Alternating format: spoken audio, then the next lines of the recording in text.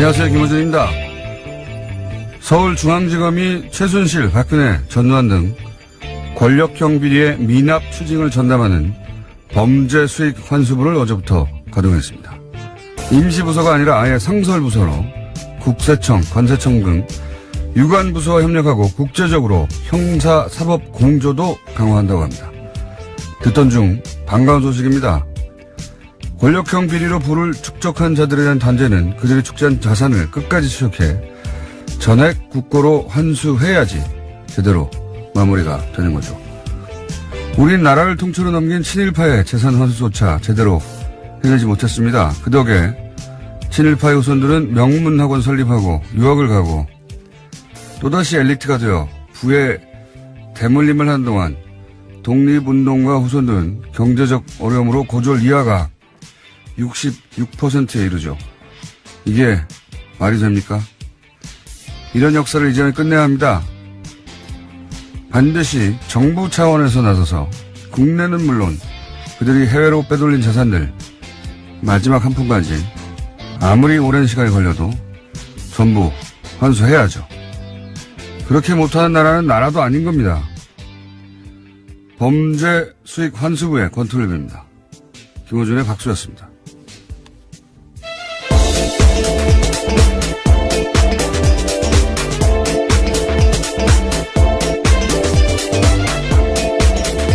시사인의 김혜지입니다. 네. 범죄 수익 환수부 이런 거 생겼어야 돼요. 오래전부터. 네, 뉴스공장에서도 아주 오래전부터 주장해왔던 것들인데요. 드디어 네. 이제 움직이기 시작했네요. 드디어 이제 상설 부서가 생기는 거예요. 서울지검 윤석열 지검장 하에. 우리가 이제 뭐 일제 청산 못했다고 프랑스 예 들고 그러는데 프랑스가 이제 대표적인 예인 거지 다른 나라도 다 마찬가지예요. 뭐 예를 들어서 노르웨이도 그 부역자들 재산을 전부 환수했어요. 그리고 그 전쟁으로 피해를 입은 사람한테 다 분배해버렸어요, 그때. 예. 뭐, 벨기에 같은 나라도 다 환수했습니다. 개인 재산 몰수하고, 만약에 부역자가 사망했다. 그러면은 그 가족들한테, 가족들 재산을 몰수해버렸어. 굉장히 잔인하게 보이는데, 다시는 그런 일이 없도록 하려는 거거든요. 예. 시한도 없어요, 시한도. 예. 우리는 친일파라고 감옥에 간 사람이 없습니다. 부역자 처벌을 이렇게 단 한 명도 안 한 나라도 없어요, 정말. 말도 안 되는 거죠.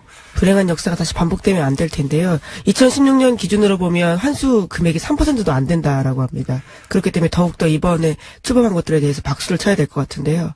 이게 1세대가 부역을 했어요. 근데 재산이 부역한 덕분에 늘었어요, 어마어마하게. 그러면 2세는 그 재산에 또 혜택을 누리는 겁니다. 그리고 또다시 권력 혹은 그 주변에 가서 또다시 그 혜택을 누리는 거예요. 반면에 그 싸운 사람들은 혜택을 못 입고 거꾸로 돼야 되는데 말도 안 되는 거거든요. 예. 아무리 오래 걸려도 끝까지 추적해야 된다. 예. 꼭 환수해야 된다 생각이 들고 6개월 이 얘기를 보면 무슨 생각이 드냐면 6개월 전에 다스는 누구 겁니까? 이런 거 시작할 때 사실 그런 얘기 많이 있었습니다. 제 주변에서도. 박근혜 최순실 집중해야 되는데, 전선을 흐트러뜨린다고, 뭐, 다 쓰고 해봐야 되냐. 다 끝난 건데, 뭐, 하나만 하다. 그런 소리 많이 했어요. 왜 안 됩니까? 해보지도 않고, 예. 사실 다들 다스 주인이 누군지 뻔히 알고 있었잖아요. 기자들 다 알고 있었어요. 그리고 거기 참여행사사니까 다 몰랐나요? 다 알았죠. 그냥 둔 겁니다. 그냥. 어쩔 수 없다고, 예, 시작하면 끝을 봐야 되고, 예. 반드시 해야 한다. 해외 도피 재산 있죠? 최순실. 이명박 전 대통령도 저는 있는 것으로 알고 있습니다. 다 찾아내야 한다. 범죄 수익 환수. 이름 좋네요. 예, 다스 해외 공장에서 빠진 돈들이 있다라는 소식들을 몇 번 전해드린 바가 있는데요. 그것이 비자금으로 만들어진 게 아니냐라는 의심이 계속 사고 있습니다. 우리나라에서 이거 환수 제대로 안 하니까 다 해외로 빼돌리는 거 아니에요. 예. 그리고 1세대에서 뭐 감옥 좀 가고 그 재산은 고스란히 남아서 2세대가 또 누리고 또 부활하는 거예요. 최순실도 이 재산 다 뺏지 않으면 자기들이 일해서 번 돈이 아니지 않습니까? 단수해야 된다. 아무리 오래 걸려도. 기자들도 이런 거 모른 척하면 안 되는 거예요. 붙어가지고 끝까지 찾아야 되는 끝까지. 예. 제가 10년 동안 이명박 전 대통령 쫓아다녔듯이 끝까지 해야 되는 거예요. 자, 첫 번째 뉴스는 뭡니까? 네, 어제 우병우 전 민정수석의 1심 선고가 있었습니다. 최순실 사태를 방조한 책임이 크다면서 징역 2년 6개월을 선고했는데요. 재판부는 최순실 씨의 국정농단을 알면서도 민정수석으로서 어떤 조치도 취하지 않았다라고 밝혔습니다. 또 최순실을 모른다라고 했던 우 전 수석의 주장도 거짓이라고 판단했습니다. 뉴스가 문제가 아니라 김은재 기자가 지금 감기가 들어가지고 보니까. 예, 빨리 하도록 하겠습니다. 홍백맥의 발음도 뭉개지고 큰일 났어요. 제 발음을 보완해줘야 되는데 비슷한 발음이 됐습니다. 자, 예, 방심하다가 감기 걸렸는데 다들 좀 조심하십시오. 우병우 전 수석은 최순실을 모른다고까지 부인했죠. 예. 네, 그래서 재판부가 반성하는 태도가 전혀 없다라면서 이에 대해서도 비판을 했습니다. 어떻게 모를 수가 있습니까? 이거 말도 안 되는 거고 재판부도 그 부분에 대해서 반성 안 한다고 그런 거예요. 어떻게 모를 수 있냐고. 알면서도 사실은 방관, 소극적인 거거든요. 그게 아니죠. 적극적으로 협조했죠. 예. 그런 정황은 너무 많은데, 그리고 이 재판이 너무, 형량이 너무 낮지 않냐 하시는 분들도 있고, 그런 논란도 있을 수 있는데, 재판이 이게 끝이 아닙니다. 시작이에요. 예. 네, 또 다른 재판도 진행되고 있습니다. 현재 구속된 상태에서 재판을 받고 있는데요. 공무원과 민간인 불법 사찰 혐의에 대해서도 재판받고 있는 중입니다. 본인이 거의 무소불위의 권력을 누린 만큼 이제 끈떨어진 개인이 돼서 예. 재판이 이렇게 끝나지 않고 점점 늘어날 겁니다. 예. 사실은 초기에 진작에 인정하고 갔으면 지금 좀 끝났을 수도 있어요. 더 파지 않고 검찰이. 원래 이제 사건이 너무 많기 때문에 일일이 다 할 수 없거든요. 근데 그 구속영장 계속 기각되면서 그렇죠. 계속 검찰이 더 팠거든요. 예. 혐의가 점점 늘어났습니다. 자, 우병우. 이제 박근혜 전 대통령밖에 안 남았네요. 소위 국정농단 사태 관련해가지고. 예, 다음 주에 우선 결심 선고가 있습니다. 박근혜 전 대통령도요. 자, 다음 뉴스는요? 네, 강원랜드 채용비리 관련 수사단이 채용비리 자체와 수사 외압을 동시에 수사하고 있는 중인데요. 이 수사단이 그제 최종원 전 춘천지검장 등에 대해서 압수수색을 진행했습니다. 이 사람들은 2016년, 2017년 강원랜드 사건을 수사했던 검찰의 주요 관계자인데요. 여기 압수수색 영장에 대해서 눈에 띄는 부분이 있습니다. 김순환 전 검찰총장이 피의자로 적시되어 있다고요. 오늘 아침 동아일보가 보도했습니다. 이거 대단한 겁니다. 예, 바로 직전 검찰총장이에요. 예. 검찰이 바로 직전 검찰총장을 피의자로 적시해서 압수수색 영장을 청구했다는 건 수사 의지가 지금 보통이 아니라는 거거든요. 예, 이게 이제 잘못 수사하면 큰일 난다. 이런 인식이 있는 것 같고, 이거 관련해서 이제 권성동 의원이 계속 화제가 될 수밖에 없는 게, 그 이름이 채용 청탁하는 명단에 써 있거든요. 네, 예. 그렇죠. 또 대포폰에서 나온 통화 녹취에도요, 권 의원과 관련된 부분들이 있습니다. 최흥집 전 사장. 예, 강원랜드 사장이었습니다. 예, 채용 관련해서 거의 95% 이상, 전부죠, 전원. 예. 사실상 전원, 청탁 비리가 있는 그 채용 비리를 저지른 당사자예요. 예. 그 당사자인데 이분의 대포폰에서 그 통화 기록이 나옵니다. 권성동 의원과. 그리고 거기에 남아있던 그 녹취가 아니라 통화 음성 파일이죠. 예, 그렇죠. 그걸 왜 저장했는지 모르겠는데 음성 파일에서 권성동 의원과 이야기를 해봤냐 또는 고검장을 통해서 뭘 막아라 이런 수사 외압에 대한 정황이 나와요. 거기 이름도 나오고 통화 기록도 나오죠. 권성동 의원 이름이 채용 청탁 리스트에 옆에 써 있죠. 그리고 권성동 의원의 보좌관이었습니까? 비서관이었습니까? 예, 비서관이었습니다. 비서관도 채용 비리로. 네, 그건 다른 건으로요. 감사원이 특정감사에서 나온 내용입니다. 네. 그리고 거기 그 비서관의 컴퓨터를 압수하겠다니 거기에 권성동 의원한테 채용을 청탁하는 편지가 써 있어요. 예. 네, 그러한 내용으로 보이는 건데 본인은 부인하고 있긴 합니다. 본인이 쓰긴 썼는데 안 보냈다고. 안 줬다라고 하고 있죠. 예. 간직한 거죠, 간직. 근데 이거 관련해서는 제가 오늘 꼭 이 얘기를 해야 되겠습니다. 네. 남의 방송사 방송이긴 한데 블랙하우스를 한번 보셔야 돼요. 예. 여기서 강유미 씨가 이 권성동 씨를 찾아갑니다. 진짜 깜짝 놀랄 만한 장면인데요. 저도 그 부분만 봤는데, 예, 강림씨 정말 대단한 것 같습니다. 이 기자들도 이렇게 못하거든요. 예, 강림씨 씨가 권성동 법사위원장의 검찰 출신의 삼선의 막강한 권력에 개인적인 캐릭터도 대단히 까칠합니다. 예, 기자들도 굉장히 어려워한 국회의원이죠. 예. 찾아가지고 꽃을 들고 가가지고, 예. 예. 국회에 몇 명 꽂으셨냐고 직접 물어봅니다. 강원랜드에 몇 명 꽂았냐라고. 예. 복장도 굉장히 남다르던데요. 예. 상 받아야 한다. 전 기자상 받아야 된다고 봅니다. 기자들도 그렇게 못하거든요. 예. 예, 놀라운 장면이었습니다, 정말. 현재 기자로 그 장면 어떻게 보셨어요? 아, 강림희 씨 정말 대단하다라는 생각밖에 안 들었는데요. 그 누가 시키신 건지 그 제작진도 정말 지독하다라는 생각을 했습니다. 물론 가라는 사람은 저지만, 네, 그렇게 잘 해낼 줄 몰랐어요. 자, 못 보신 분들은 재방송 보세요, 재방송. 여기에 대해서 권성동 의원이 자꾸 이제 거론되니까 노회찬 의원에 대한 공격이 시작됐습니다. 네, 자유한국당이요. 노회찬 정의당 원내대표의 비서관 출신이 법무부에 공채 채용 둔 걸 두고 시비를 붙이고 있습니다. 그러자 노회찬 원내대표가 1%라도 개입한 사실이 있다면 의원직을 그만두겠다라고 맞받았는데요.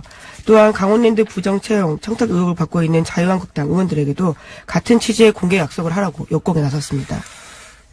이 강원랜드는 그 청탁 의혹 대상이 된 의원들이 있는데 전현직 7명이 다 자유한국당이거든요.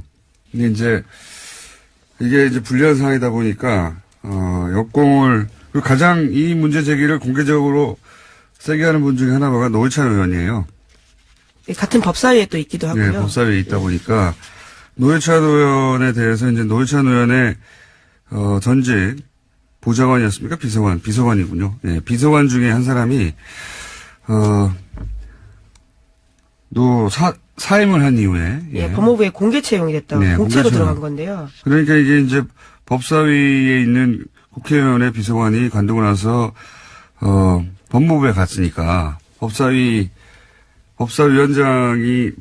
사실은 뭐라고 합니까? 법사위 피감기관이 되는 곳에 갔으니까 문제 제기를 한 겁니다. 이거 일종의 채용비리 아니냐라고 이제 잘못 건드렸죠. 예. 이건 제가 보기엔 노회찬 대표를 잘못 건드린 거라고 봅니다. 이런 사안은 전투력도 빵빵하고요.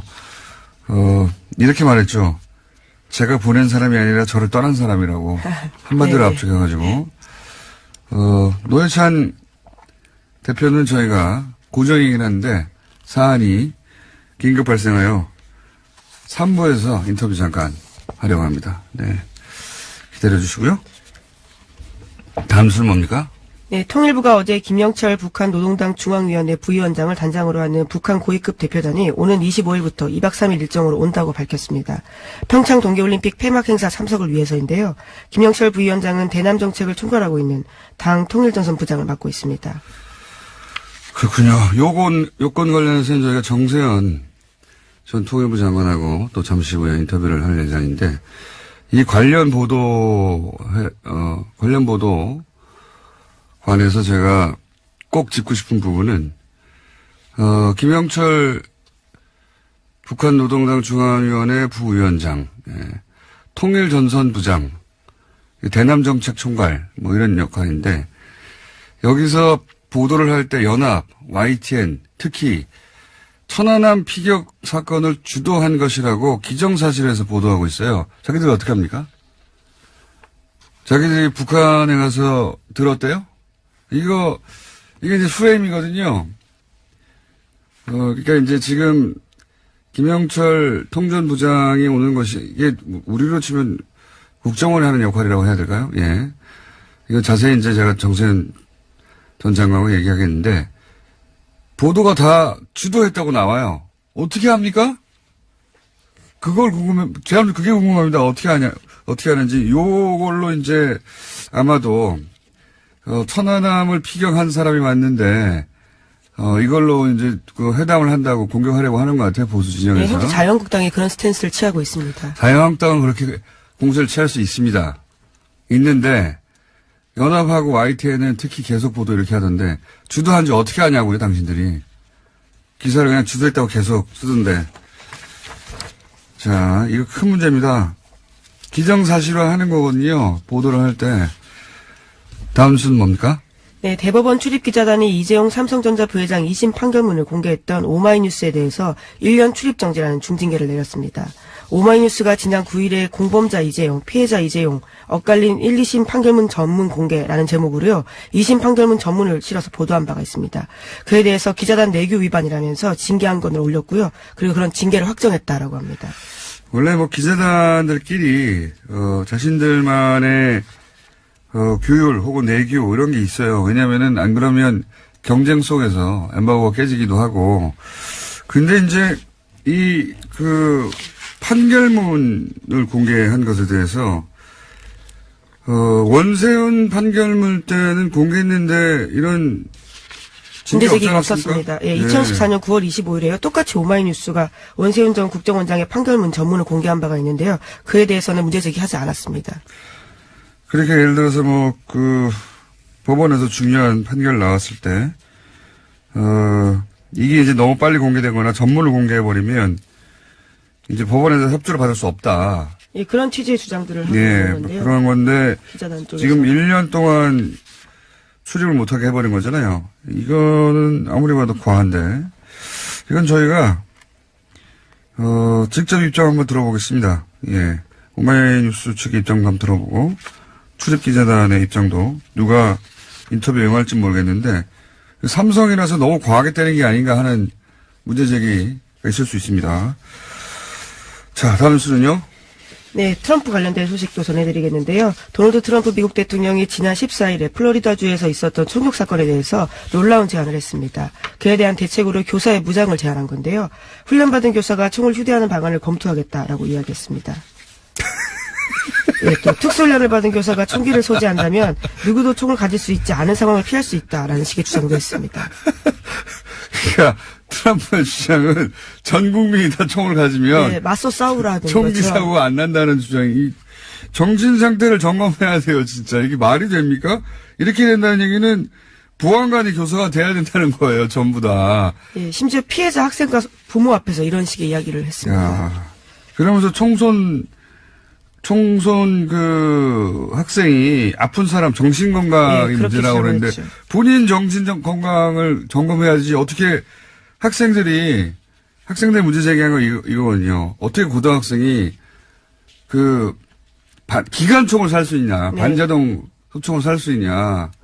반자동 소총이지 자동으로 쏘는 거거든요. 네, 그 네? 전쟁 무기라는 전쟁 무기요, 전쟁 무기. 주장을 하고 있습니다. 예. 전쟁 무기죠. 제가 말씀드렸잖아요. 슈퍼에 가면 살 수 있다고. 신분 좀 하시라면. 그러면은 그렇게 팔 수 없게 만들어야 된다. 이게 정상적인 반응이잖아요. 그게 아니라 선생님들이 이제 총을 들고 다니면 된다. 이게 어떻게 이게 말이나 되는 소리입니까? 예, 심지어 그 자리에 있었던 학생들이 호주 예를 들면서요. 호주 같은 경우에는 판매 금지해서 굉장히 의미가 있게 됐다. 총격 사건 제로였다라고 이야기했는데요. 제안을 다르게 한 겁니다. 호주에서도 한 20여 년 전에 이런 이제 학생들이 이제 이 반자동 소총 들고 와가지고 비싼 사건이 있었어요. 즉각 금지했죠. 그래서 총기 판매를. 그래서 없어져 버렸어요. 네, 학교 그렇습니다. 내에서 이런 총기 사고가. 근데 미국은 학교 내 총기 사고가 이게 한 번이 아니거든요. 그때 그 대통령 거기다 대고 이제 교사가 총을 소지하면 된다고. 네, 그래서 지금 미국의 10대들은요. 미 넥스트 운동을 벌이고 있습니다. 해시태그를 해서 야. 다음은 내가 될 수도 있다라는 이야기를 하고 있는 이건 거죠. 제정신이 이건 제정신이 아니라고 해줘야 돼요. 그냥 어떻게 이럴 수가 있습니까? 대통령이 할 수 있는 말이 아니죠. 그래서 선생님들이 총을 빨리 사서 그 학생을 제압했으면은 금방 끝났을 텐데 이렇게 말했다는 거 아닙니까? 이게 제정신입니까? 이거 제정신이 아니에요. 그냥 누구도 생각해낼 수 없는 논리예요. 근데 대통령이 피해 학생 앞에서 이렇게 그렇죠. 얘기한다는 게 그것도 불러가지고 정말. 위례와 제안을 하는 자리에서 네. 나름의 제안을 한다고 이런 이야기를 한 겁니다. 야, 백악관에서 불러가지고 피해자 학생들하고 학부모도 불렀죠, 어째. 예. 정말 말도 안 되는 사람입니다. 말도 안 되는 사람. 자, 여기까지 하겠습니다. 시사인의 김은지였습니다. 감사합니다. 민주평화당의 당직을 맡을 수 있다고 해서 예, 화제의 인물이 다시 되신 분입니다. 바른미래당 이상돈 의원 전화 연결되어 있습니다. 안녕하십니까? 네, 안녕하세요. 네.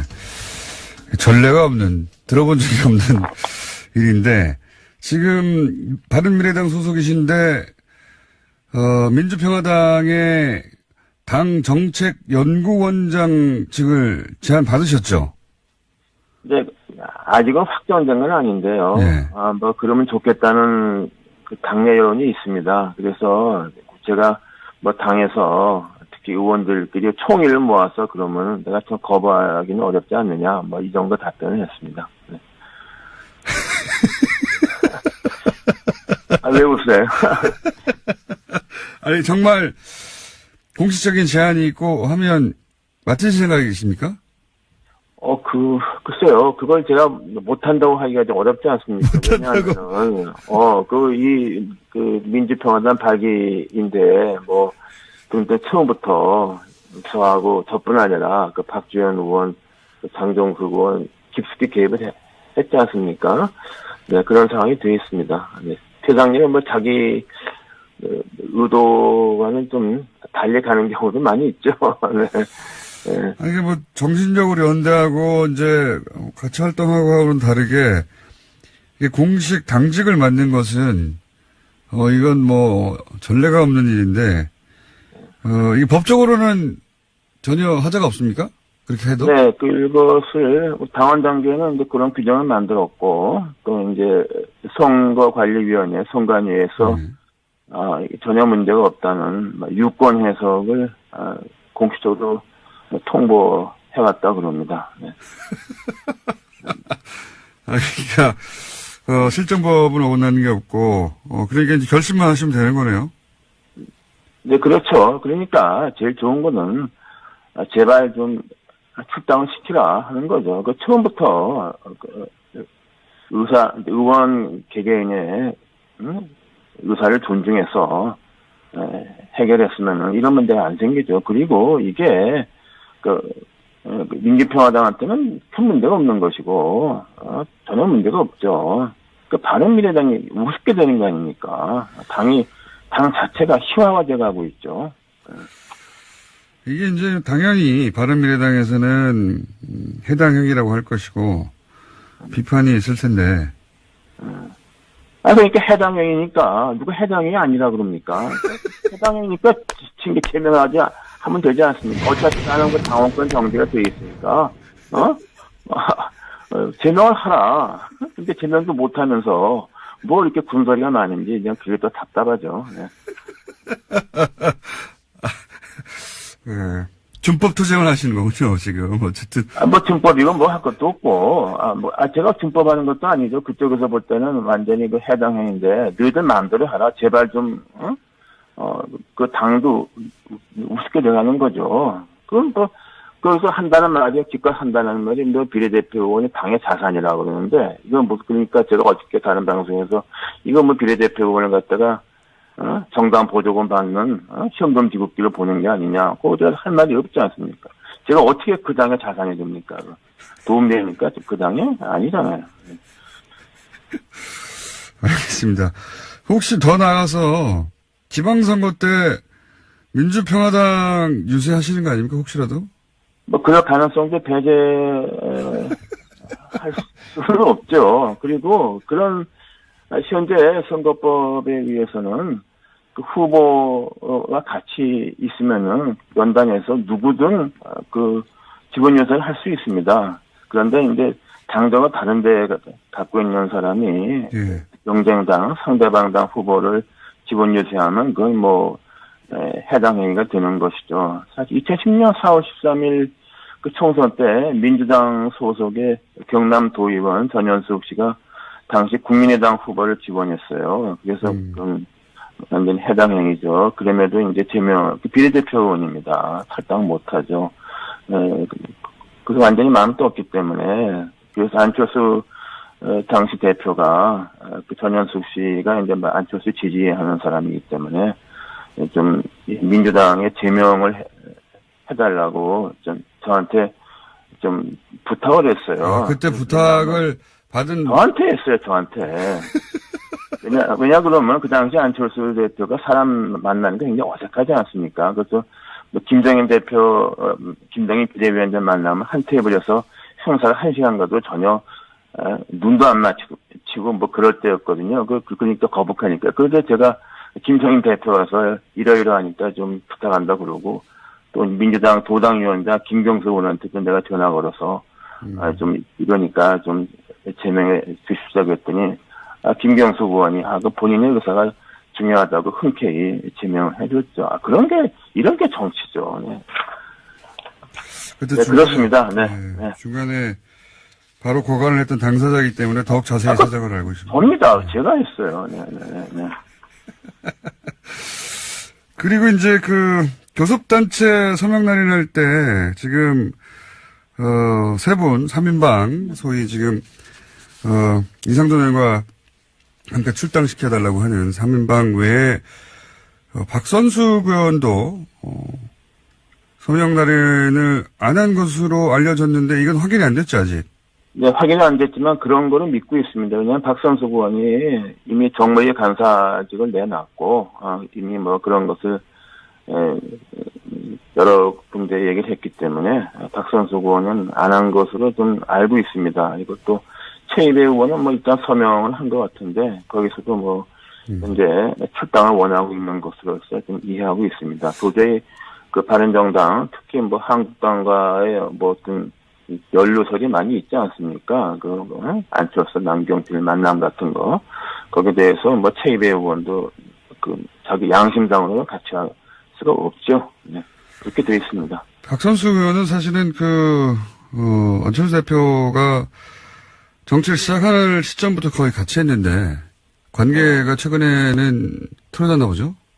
네, 그렇죠. 안철수 대표가 처음부터 같이 하는 사람은 이태규 의원이고. 네네. 근데 이제, 저도 이제 2016년 선거 때 제가 선대위원장 했기 때문에 잘 알죠. 이제 그 과정에서도 이제 이태규 의원이 박선수 의원한테 좀 밀렸다고 그럴까. 그래서 제가 그때 총선도 박선수 의원이 좀 실무적인 거, 전략적인. 안철수 전 대표 사람이 맞는데요, 제가 알기로는. 네, 그렇죠. 그 대선도 뭐 이렇게 깊숙이 뭐 지원을 했다고 알고 있습니다만은 박선수 의원은 원래 정치 생활을 김대중 전 대통령 비서로 시작했지 않습니까? 뿌리가 DJ 정치죠. 그러니까 저런 상황에서는 같이 갈 수가 없는 사람입니다. 네.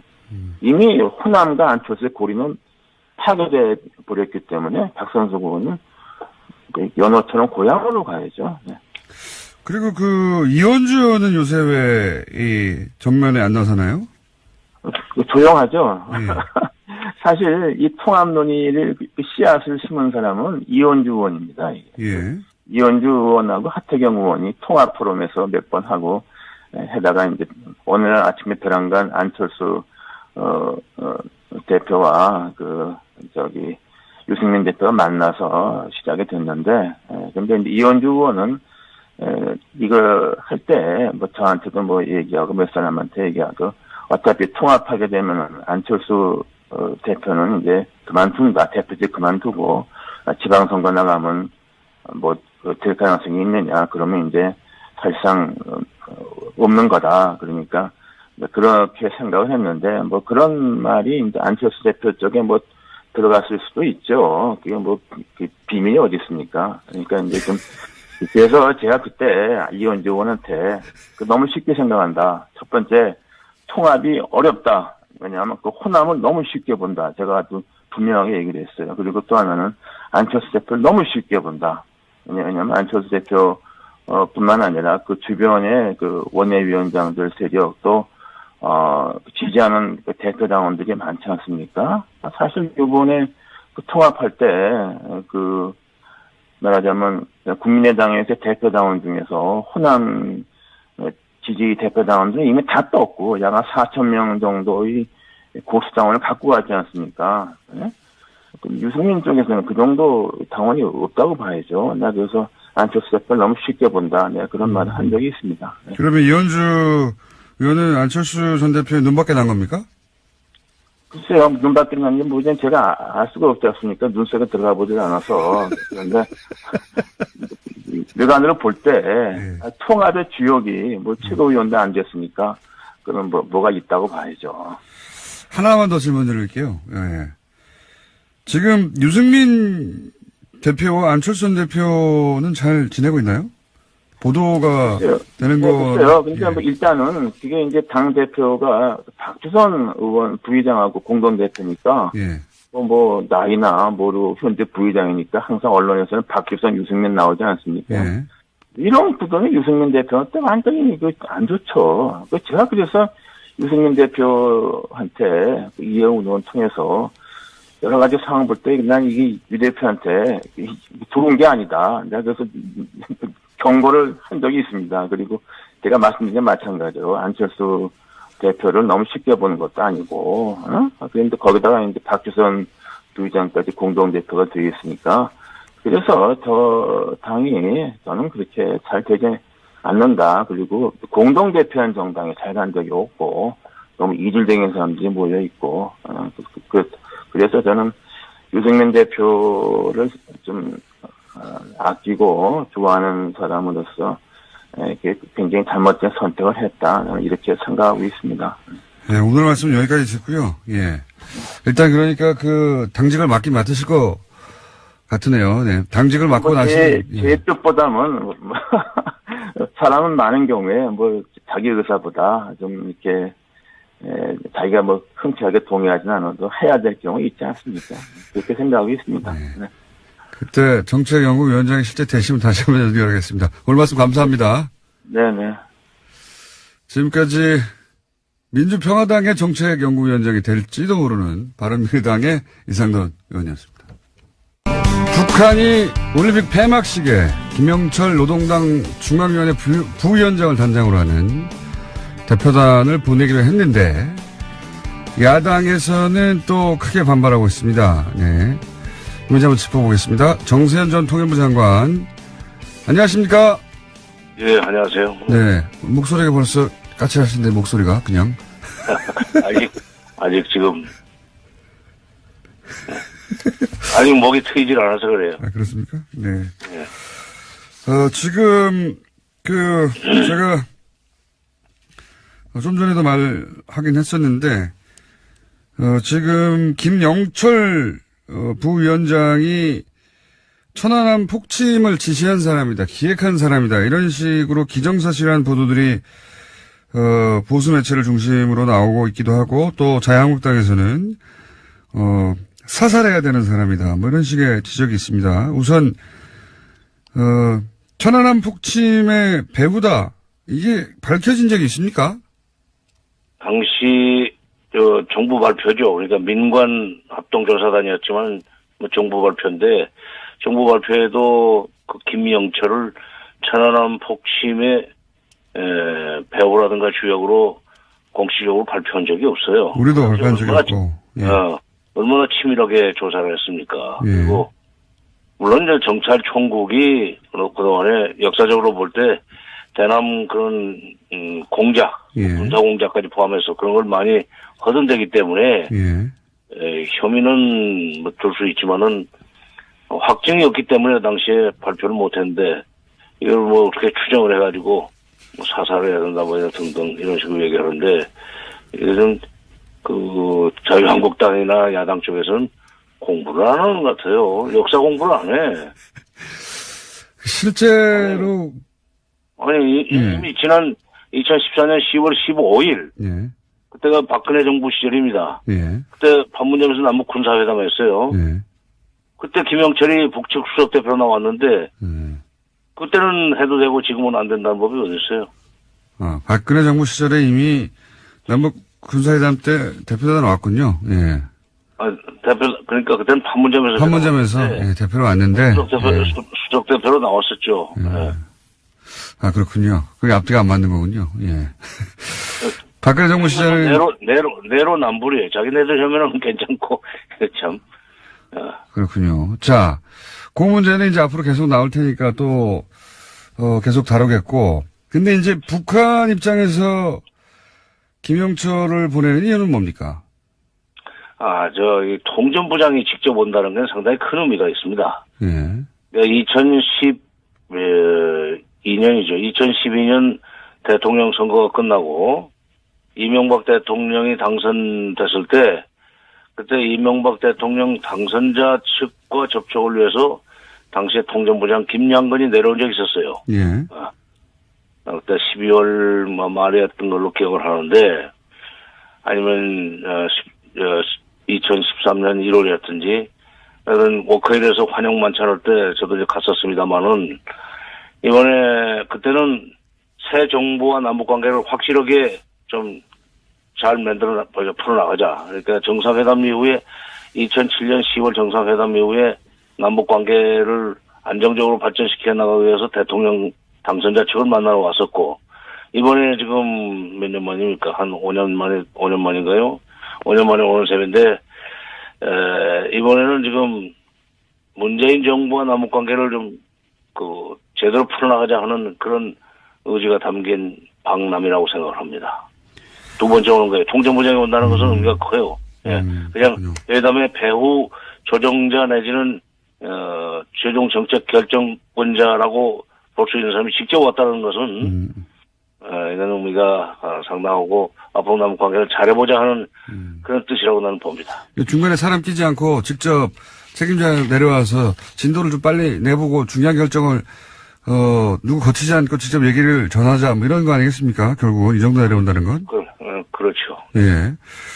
그러면 지난번에 이제 남북 정상회담 이야기가 나올 거라는 예언을 하셨고 딱 맞추셨는데 뭐 남북 관계 관련해 가지고는 정세현 전 장관님이 하신 예언들이 대부분 맞았어요. 예. 대부분 맞았고 그러면 이 김영철 부위원장이 왔다 가고 나서는 어떤 의제를 던지고 가는 셈이 될까요? 어떻게 전망하십니까?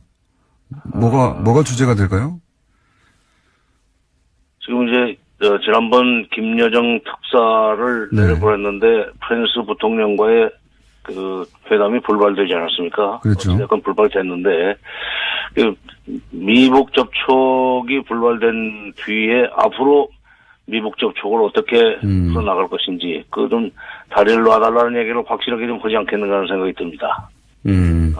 한국 정부가 미국을 좀 설득을 해서 미북 접촉 내지 미북 대화 이걸 잘 좀 연결시켜 달라 하는 그런 부탁을 할 것 같고 따라서 그걸 위해서는 남북 간에 폭넓은 대화를 하자. 고위급 회담도 또 하고 군사회담도 하고 뭐 적시회담이든지 각종 각급 교류 협력과 관련된 그런 회담 같은 것을 좀 폭넓게 앞으로 벌려나가자 하는 얘기를 하지 않겠는가.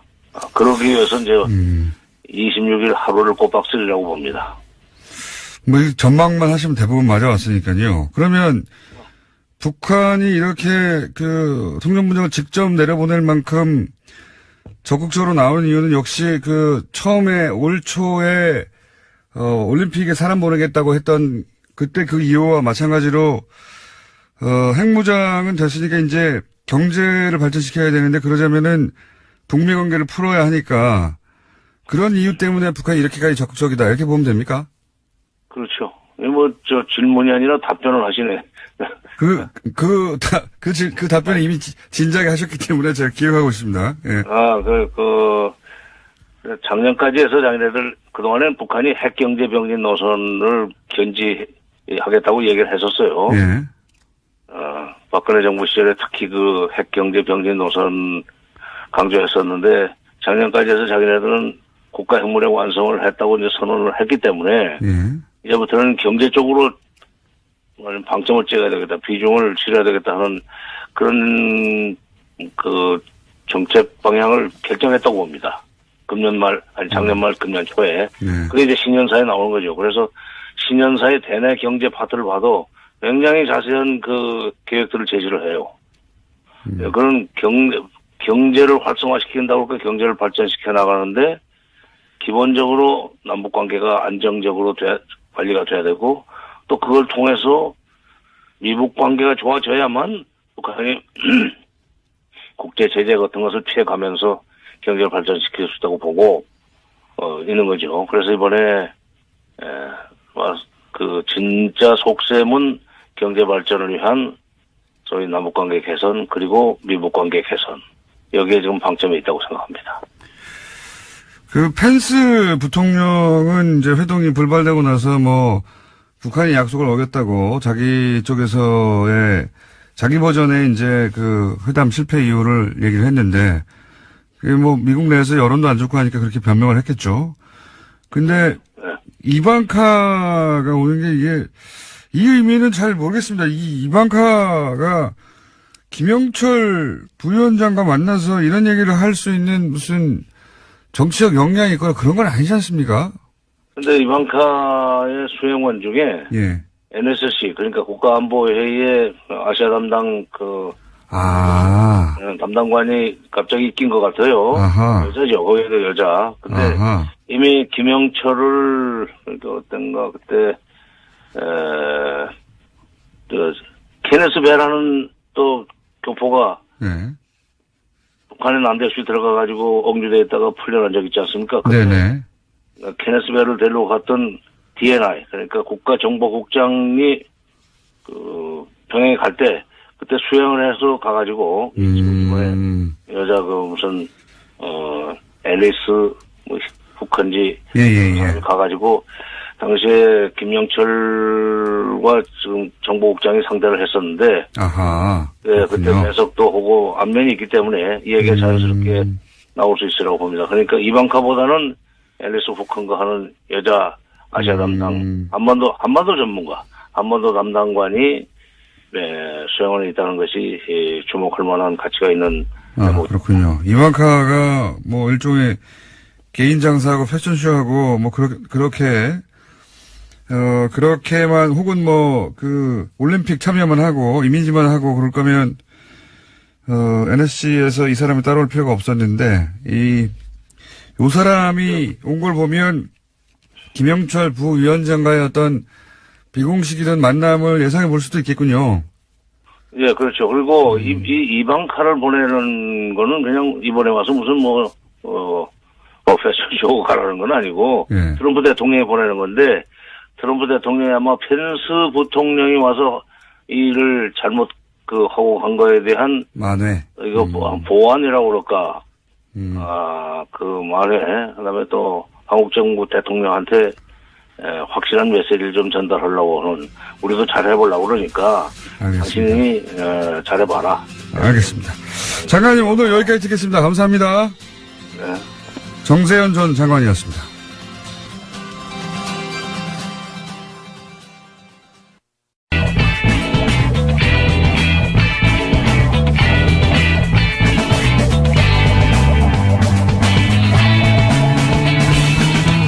김어준의 뉴스 공장.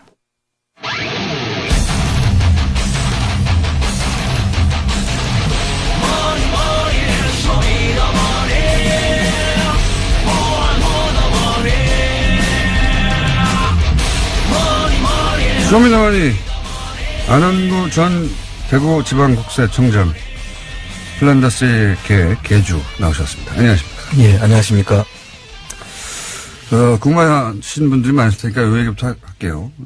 지난주에 이제 플란다스의 독. 네. 플란다스의 독을 홈페이지는 곧 개설되겠지만 그 전까지는 다음 카페를. 네. 개설해서 여기서 준비 작업을 하고 있다. 예, 그렇습니다. 네, 말씀하셨고. 그때 이제 심상치 않다고 말씀하셨는데 500명밖에 안 된다고 그래서 제가 심상하다. 그냥. 라고 말씀드렸는데, 방송 나간 다음에 몇 명입니까? 지금 8,000명이 지금 회원으로 가입했습니다. 지금. 8,000명이요? 예. 조금 심상치 않네요. 조금 심상치 않네요. 네. 8,000명. 그렇군요. 일단 이제 홈페이지 완성되는 시점, 네. 그 다음에 참여하고 싶으신 분들이 참여하려면 이제 계좌도 필요하고, 예. 결제 방식도 준비돼야 되는데, 그게 다 언제 준비됩니까? 지금 결제 방식하고는 다 결정이 됐고요. 안정화 단계를 거쳐서 다음 주 중에. 예, 저희들이 발표를 하겠습니다. 그래서 준비는 다 돼 있다, 이렇게 말씀드릴 수 그럼 있습니다. 그 전까지는 일단, 다음에 가가지고 플란다스의 개, 여기서 개는 강아지 개 말고, 예. 개주할 때 그 개를 그렇습니다. 검색하면은 카페가 나오고, 누구나 가입할 수 있고, 그리고 아예 독립적인 홈페이지는 그러면 주소가 플란다스의 독점 KR. KR. 네, 그렇습니다. 플란다스의 독. 플랜다스까지는 똑같고, 독, 개, 예. DOG가 되는 거죠? 그렇습니다. 예. 그래서 다음 주에는 이제 홈페이지가 개설된다고 합니다. 그 전에 궁금하신 분들은 다음에 가서 확인해 보시면 되고, 거기 자세히 나와 있겠죠, 모든 예, 내용이. 이제 모든 안내는 다음 카페에서 직접 확인하시면 되겠습니다. 기존의 그 국민운동본부에, 돈을 냈다가 지금은 이제 돌려받는 과정을 거치고 있는 거죠. 예, 그렇습니다. 거기서 본인은 앞으로도 계속 하겠다고 생각하시는 분들은 이 다음 카페에 가입하시고 다음 주에는 아예 홈페이지에서 참여를 하시면 됩니다. 심상하다가 심상치 않은 단계로 넘어가고 있는 중입니다. 네, 예. 8,000명. 네. 맞네요. 페이팔이라든가 해외 결제 같은 게 초반에는, 지난번에는 준비가 빨리 안 됐지 않습니까? 예. 지난번에는 그 부분에 대해서 상당히 죄송하게 생각을 했고요. 요번에는, 페이팔도 전부 다 열 생각입니다. 그리고 후원 계좌도, 원하는 분이 많아서, 네. 페이팔도 될 수 있도록 하고, 특별 회비도, 네. 플란다스를 진행하는 특별 회비도 같이 페이팔을 열어서 진행할 수 있도록 그렇게 하겠습니다. 근데 제가 지금 기억하기에는 2월 중순쯤에 예. 이게 이제 매물로 나온다고 그랬는데 예. 2월 중순 지났어요? 어떻게 돼가고 있는 거예요, 거기? 지금 아마 기재부에서 예. 이 주식 평가에 대한 지금 상당한 고민을 안고 있는 것 같아요. 그래요? 예, 지금 그때 국감에서 이 금액이 너무 비싸다. 예. 그래서 안 팔린 거 아니냐 이런 질책을 많이 받다 보니까 이제 평가 다시 한다고 그랬죠. 예, 평가 방법이 한 3가지 정도가 되는데 그 중에서 상대 가치 평가라는 게 있습니다. 그럼 어쨌든 다시 한다고. 예. 네. 그랬는데 그걸 지금 계속 못 하고 있는 거죠, 지금. 계속 지금 시간을 끌고 있는 것 같아요. 이상하네요. 그럼 예. 언제 한다고 혹시 발표가? 이제 곧 안 할 수는 없을 것 같고요. 예. 서울경제신문에 이제 그때 한번 이게 무기한 연기한다 이렇게 오보성 보도가 나왔죠. 내각을. 예. 그래서 다시 저희들이 직접 확인을 해보니까 기재부에 네. 확인을 해보니까 무기한 연기는 아니고. 그건 아니다. 그리고 곧 적정한 가치를 반영한 주식 평가를 해서 예. 곧 하긴 한다. 예, 예. 한다. 하긴 하지만 연기되고 있는 건 사실이에요. 또. 그렇습니다. 예. 예. 그런데 이제 지금은 이제 각자의 길로 가기로 한 국민운동 본부에서는 다스는 임명받 거라고 끝났다고 하시는 분들도 있고, 예. 거기에 동의하시는 분도 있을 텐데, 플란다스의 개에서는 이게 끝나지 않았다. 절대 끝나지 않았죠. 지금부터 시작입니다, 사실. 지금부터 시작이라고 하신 이유는 뭡니까? 지금 이 재산 환수를 하지 않으면 네. 지금 재산 환수. 예, 이게 환수를 꼭 해야 되거든요. 이명박 대통령이 예를 들어서 형사처벌을 받는다 하더라도 예. 그 재산을 우리가 찾아서 환수하지 않으면 무슨 의미가 없잖아요, 사실. 범죄 수익 환수부가 그렇지 않아도 검찰에 생긴다고 하는데, 예. 사실 이런 권력형 비리 같은 경우는 돈을 되찾아야 돼요. 돈을. 그렇죠. 항상 제가 주장하지만 돈을 되찾아야 됩니다. 돈을 되찾아야 되는데 지금까지는 이제 법정에서 징역형 정도 받으면 대충 끝나는 것으로 인식하고 넘어가고 국민들 잊어버리고 했는데 특히 이명박 전 대통령과 관련된 사건은 돈을 되찾아야 되거든요. 돈을. 예. 이걸 돈을 되찾지 않으면은 언젠가는 다시 세력화해서 맞습니다. 다시 부활하기 때문에 이 돈을 반드시 되찾는 일인 저희들이 이제부터 시작이죠, 사실. 범죄수익환수부도 검찰 내에 생기지만 상설 부서라서 그것도 또 박수 치는 일이지만 또 그렇다고 인력이 아주 빵빵한 건 아니거든요, 여기가. 예. 네. 플란다스의 계에서 이제 안홍구 총장님 쭉 해왔던 그런 범죄 수익을 추적하는 역할도 하는 거죠.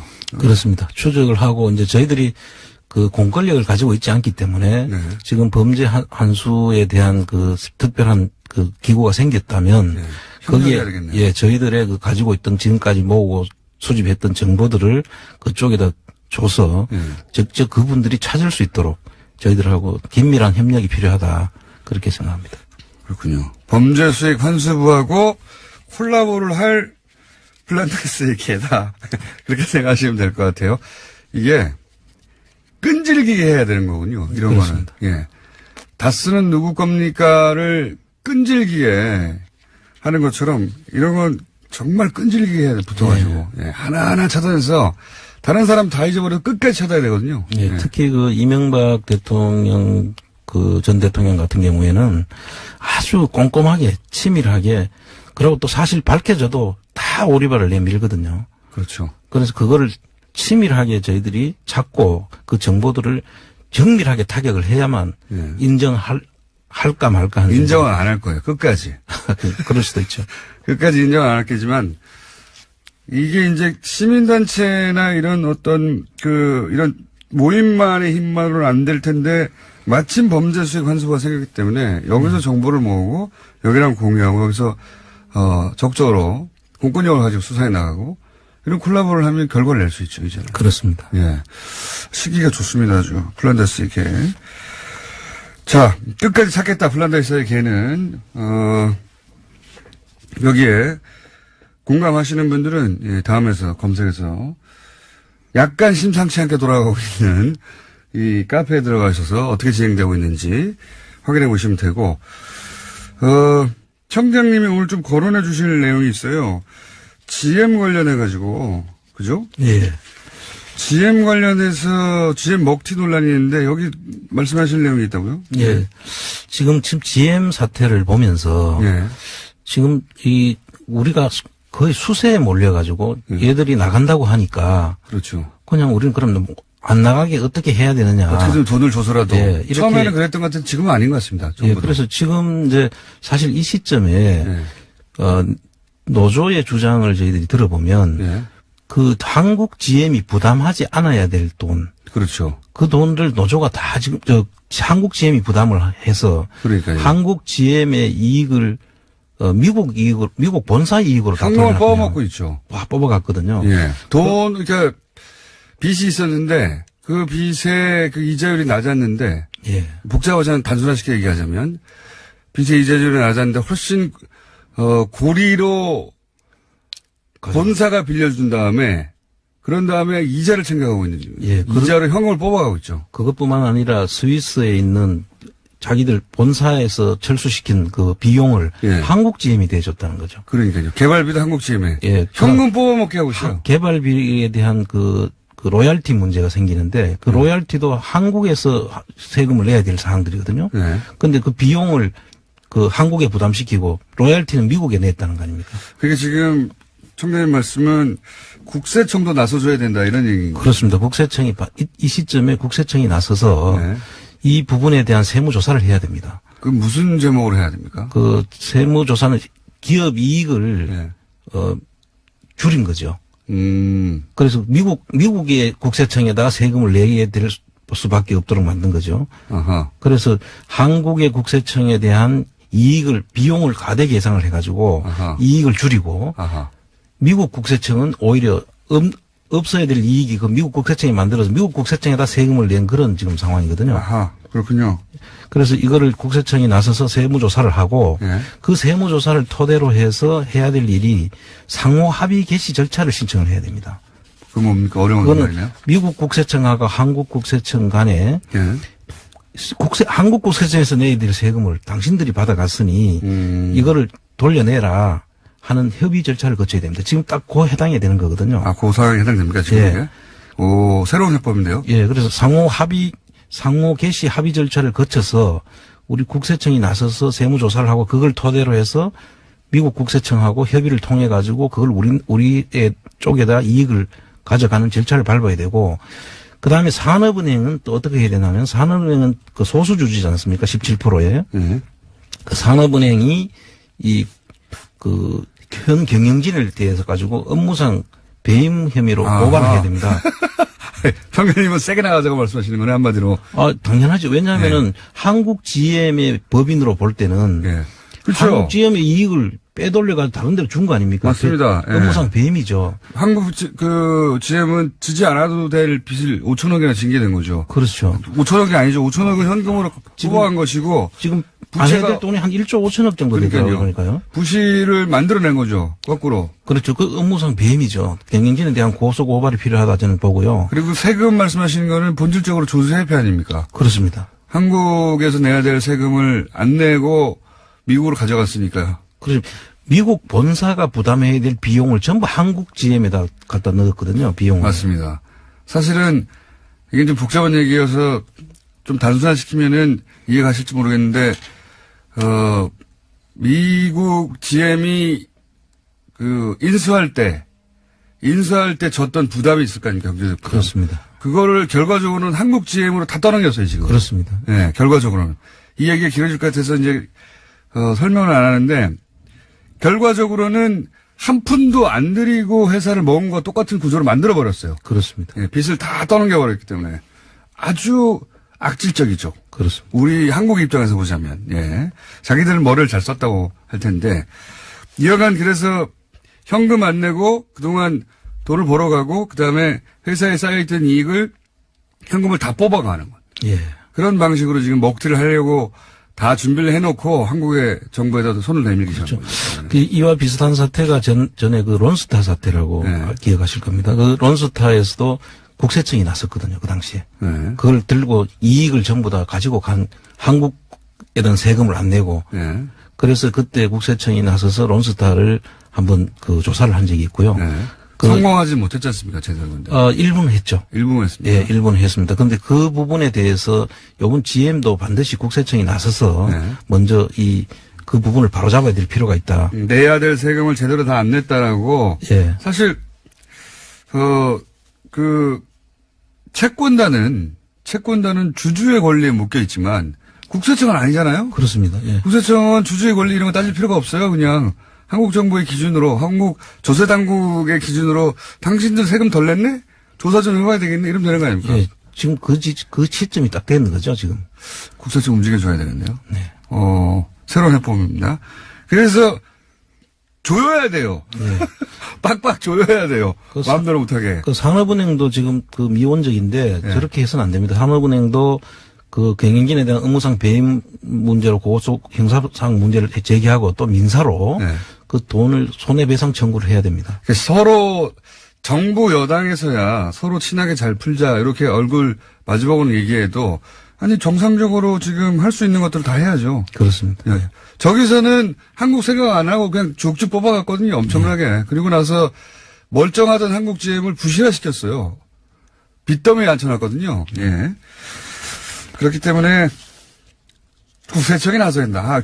좋습니다. 새로운 해법인데. 시간이 4분 정도인데 요 얘기를 길게는 못하겠고 요 얘기를 꼭 한번 여쭙고 오늘 시간 마무리해야 될 것 같은데 지금 이재용 부회장이 이제 풀려나면서 2심 재판부가 승계 작업이 없다, 현안이 없다고 해버렸어요. 네. 그리고 또 그런데 이명박 정부 시절에 이제 삼성이 다스 재판비를 대납한 거는 확인이 됐습니다. 예. 그건 뭐 기정사실이 돼버렸고.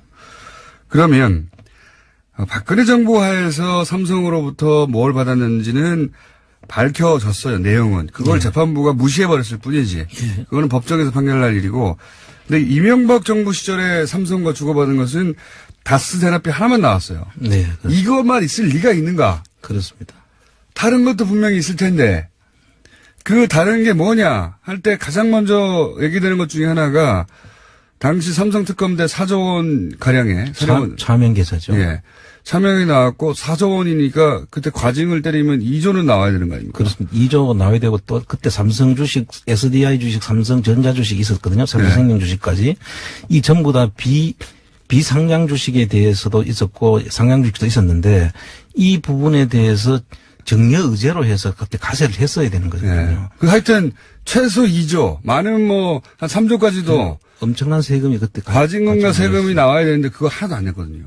그때 일부 뭐 양도소득세 일부 뭐 비상장 주식 양도 과징금을 안 냈다는 게 크죠. 그 내용을 사실 이야기하려면 아주 길기 때문에 이건 별도로 한번 이야기를 해야 됩니다. 이거. 어쨌든 엄청난 특혜 아닙니까? 이거? 엄청난 특혜를 받았죠. 조단위의 특혜를 받은 거예요. 그리고 그 당시 그것뿐만 아니라 그걸로 이어지는 삼성생명 그 상장이 있었거든요. 네. 삼성생명 상장 이 사건이 삼성 승계구도와 아주 직결되는 문제입니다. 그걸 시작하기 시간이 짧고요. 예.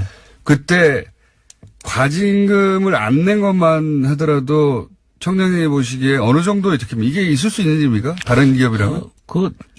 불가능한 이야기죠. 그죠. 예. 불가능한 이야기. 삼성이니까 그때 사실 국세청, 검찰, 법원까지 모두가 나서서 한 덩어리가 돼서 다 도와준 거죠. 한 덩어리가 돼서.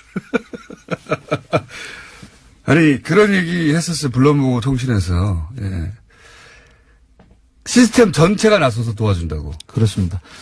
이건 누가 혼자 해줄 수가 없는 거고 시스템 전체가 나선 겁니다. 이건 삼성공화국이 아니고서는 있을 수 없는 일들이 벌어진 겁니다. 그때 대통령이 이명박 전 대통령이거든요. 그렇습니다. 그럼 시스템 전체가 일사불란하게 나서서 도와주라고 명령할 수 있는 자리에 있는 사람이 딱 한 사람뿐이죠. 대통령이란 말이죠.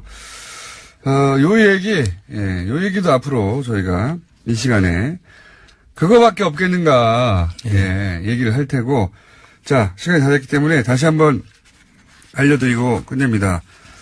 플란다스의 개는 원래 하고자 했던 바를 계속 한다고 합니다. 예. 한다고 하니까, 관심 있는 분들은 다음에 가셔서, 플란다스의 독을 영어로 검색하셔도 되고, 아니면, 플란다스의 개주할 때 그 개주를 검색하셔도 되고. 결국은 지금 플랜 삼성도 해야 되고요. 플랜 삼성. 그 다음 플랜 GM도 해야 되고. 플랜 GM도 해야 되고. 플랜 네이버도 해야 되고. 플랜 네이버도 해야 되고. 앞으로 할 일들이 지금 태산같이 있습니다. 어쨌든 여기서는 하고자 했던 바, 그러니까 다스의 주인을 밝히는 건 시작일 뿐이고. 네. 주인을 밝혀서 범죄 수익을 환수하고 하는 활동을 계속해 나가고 여기를 본부로 삼을 예정입니다. 네. 지금 많은 그 자원봉사자들께서 지금 나서서 도와주고 있기 때문에 저희들이 이제 금방 자리 잡을 수 있었다. 너무 감사하다는 말씀을 이 자리를 빌어서 말씀드립니다. 재능 기부하시는 분들 맞습니까? 네. 어떤 재능 기부가 있어요? 뭐 다양합니다. 홈페이지 만들어 주시는 분, 뭐 보안 문제를 지금 얘기해 주시는 분들, 그다음에 또 은행 처리 문제라든지 여러 가지들을 지금 전부 다 지금 도와주시고 계셔가지고 저는 너무나 행복합니다. 지금. 알겠습니다. 기부하실 재능이 있으신 분들도 도움을 기다리고 있다니까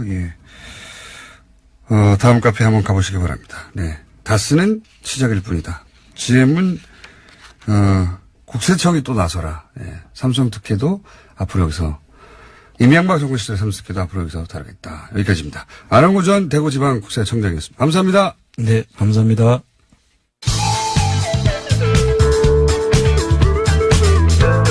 매혹적이고 상큼한 국민 시사 요정 김어준입니다.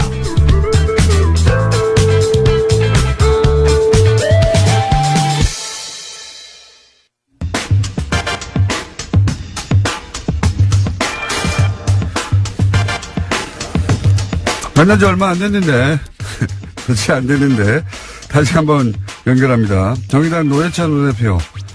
안녕하십니까? 네, 안녕합니다. 안녕합니다. 예. 저희 스튜디오에 나오시고, 블랙하우스에서 만났고, 너무 자주 만나는데, 이미 인터뷰 많이 하셨죠, 오늘? 예. 예. 그래도 이제 이 인터뷰가 제일 중요합니다. 자, 어제 자유한국당 김진태 의원이 이제 주장을 했습니다. 노회찬 원내대표의 전 비서관이죠? 예, 비서관이. 예. 법무부 인권국의 사무관으로 채용됐는데 냄새 워딩이 이랬던 것 같아요. 냄새 나는 짓을 다 하면서 고결한 척한다. 하여튼 고결한 것으로 보였다는 거죠. 근데 자유한국당에서 그런 근거를 댔습니까? 노회찬 원내대표께서 사무관 채용과 관련해서 뭐 압력을 행사했다든가 그런 근거를 댄 게 있습니까? 전혀 되지 않았고요. 김성태 원내대표가 뒷거래했다. 정의당이. 뒷거래. 예. 법무부가 뒷거래했다. 또 김진태 의원은 부정한 청탁을 했다. 예. 뭐 제가 어떤 얘기를 한 것처럼 예. 제 발언처럼 이렇게 인용까지 했어요. 아, 그래요? 그거는 근거, 예, 그렇죠. 뭐, 내 비서관인데 로스쿨 출신이니까 잘 봐달라. 고 했다라고 발언을 공식적으로 했어요. 오. 그래서 그런 발언은 제 정신이면은 근거가 없이 할 수 없는 발언이잖아요. 그렇죠. 예. 그래서 근거를 대라. 뿐만이 아니라 근거를 갖고 있다면 나를 고발하라. 예. 부정청탁으로 고발을 해야죠. 그렇게 했는데 아직 근거도 못 대고 고발도 안 하고 있네요. 거꾸로 대표님이 지금 고발을 해야 되는 상황인 것 같습니다. 그렇습니다. 고발을 하셨습니까? 아니요. 일단은 기회를 줘야죠. 기회는 언제까지 주실 예정이십니까? 예, 뭐 며칠 더 기다려 보겠습니다.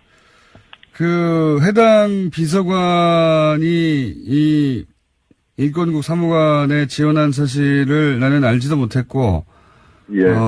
그리고 오히려 해당 비서관이 비서관을 그만두려고 할 때 내가 말리기도 했기 때문에, 예. 내가 가지 말라고 말리는 사람인데 왜 딴 데다 소개해 주냐고 이런 취지 말씀하셨어요. 그 말린 것 때문에 예. 그럼 암도 아니냐 또 이렇게 얘기를 어제 했더라고요. 그런데 그 비서관이 그만둔 거는 12월 초입니다. 예. 그런데 그만두겠다고 한 거는 9월 달이에요. 예. 그래서 몇 차례 제가 말렸는데도 뜻이 완강하고 몸도 안 좋고 좀 쉬겠다고 해서 그래서 국감을 끝나고 이제 정리하는 걸로 해가지고 11월 달에 정리하는 걸로 했고 제가 11월 달에 세 사람을 뽑았습니다. 네. 예. 그리고 법무부에 간 거는 그 한참 뒤에요.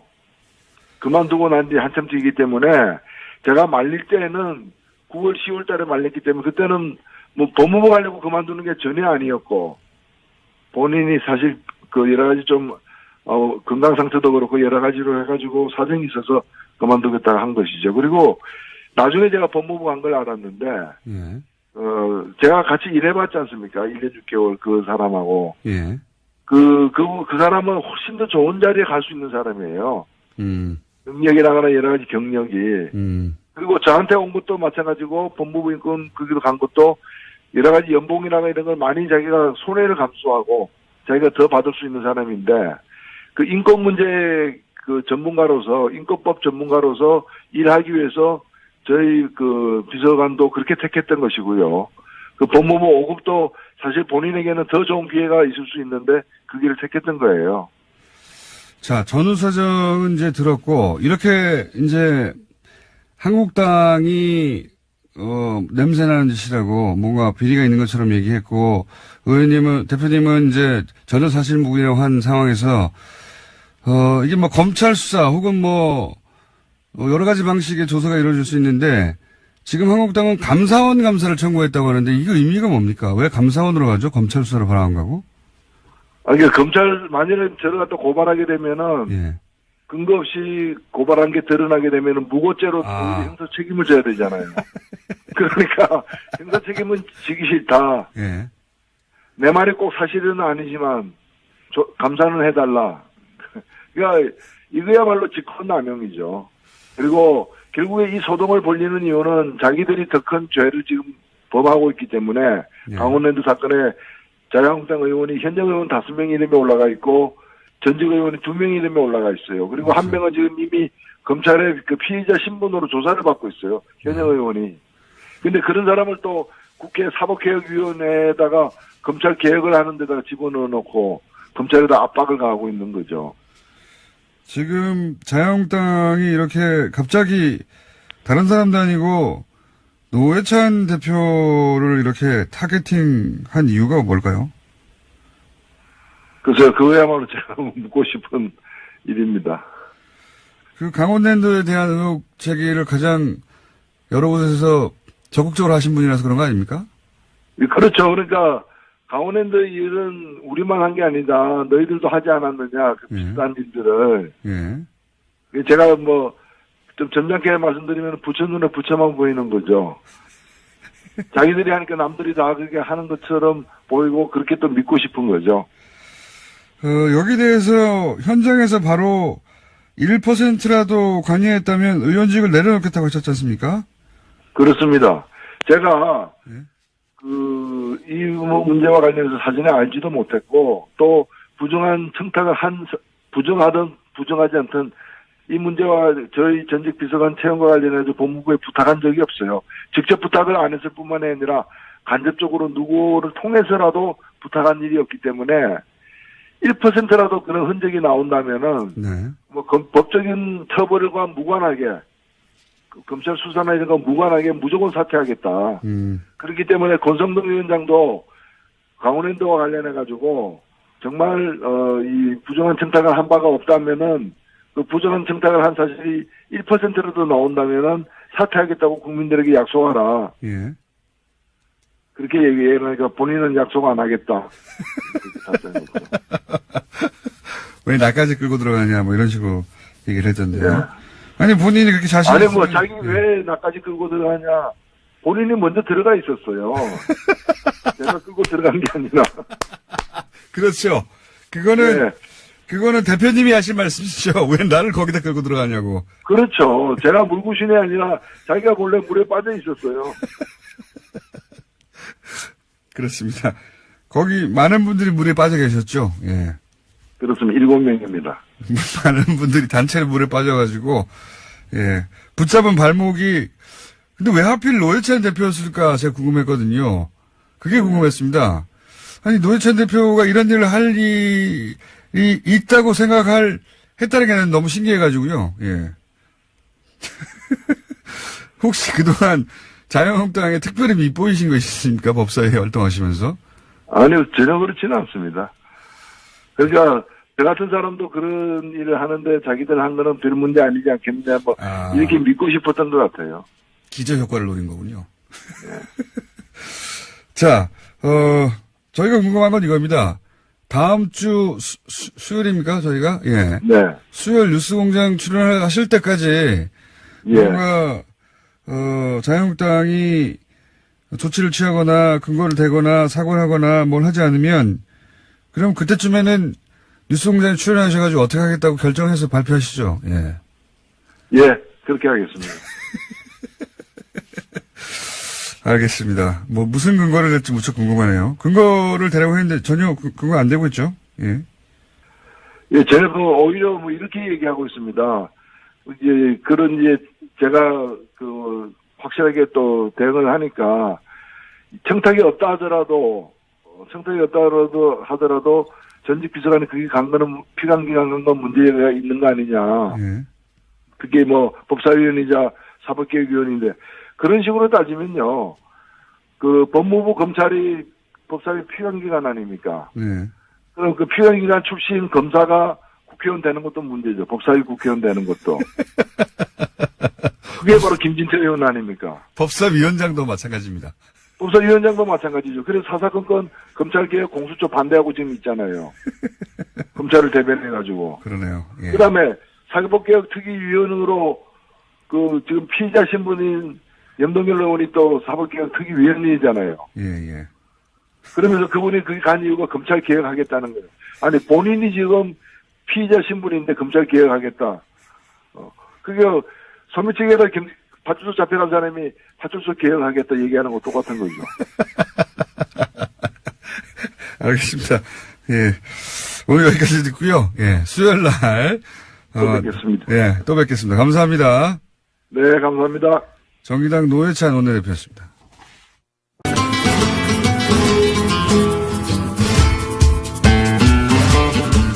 자, 표준 선생 나오셨습니다. 안녕하십니까? 안녕하세요. 네.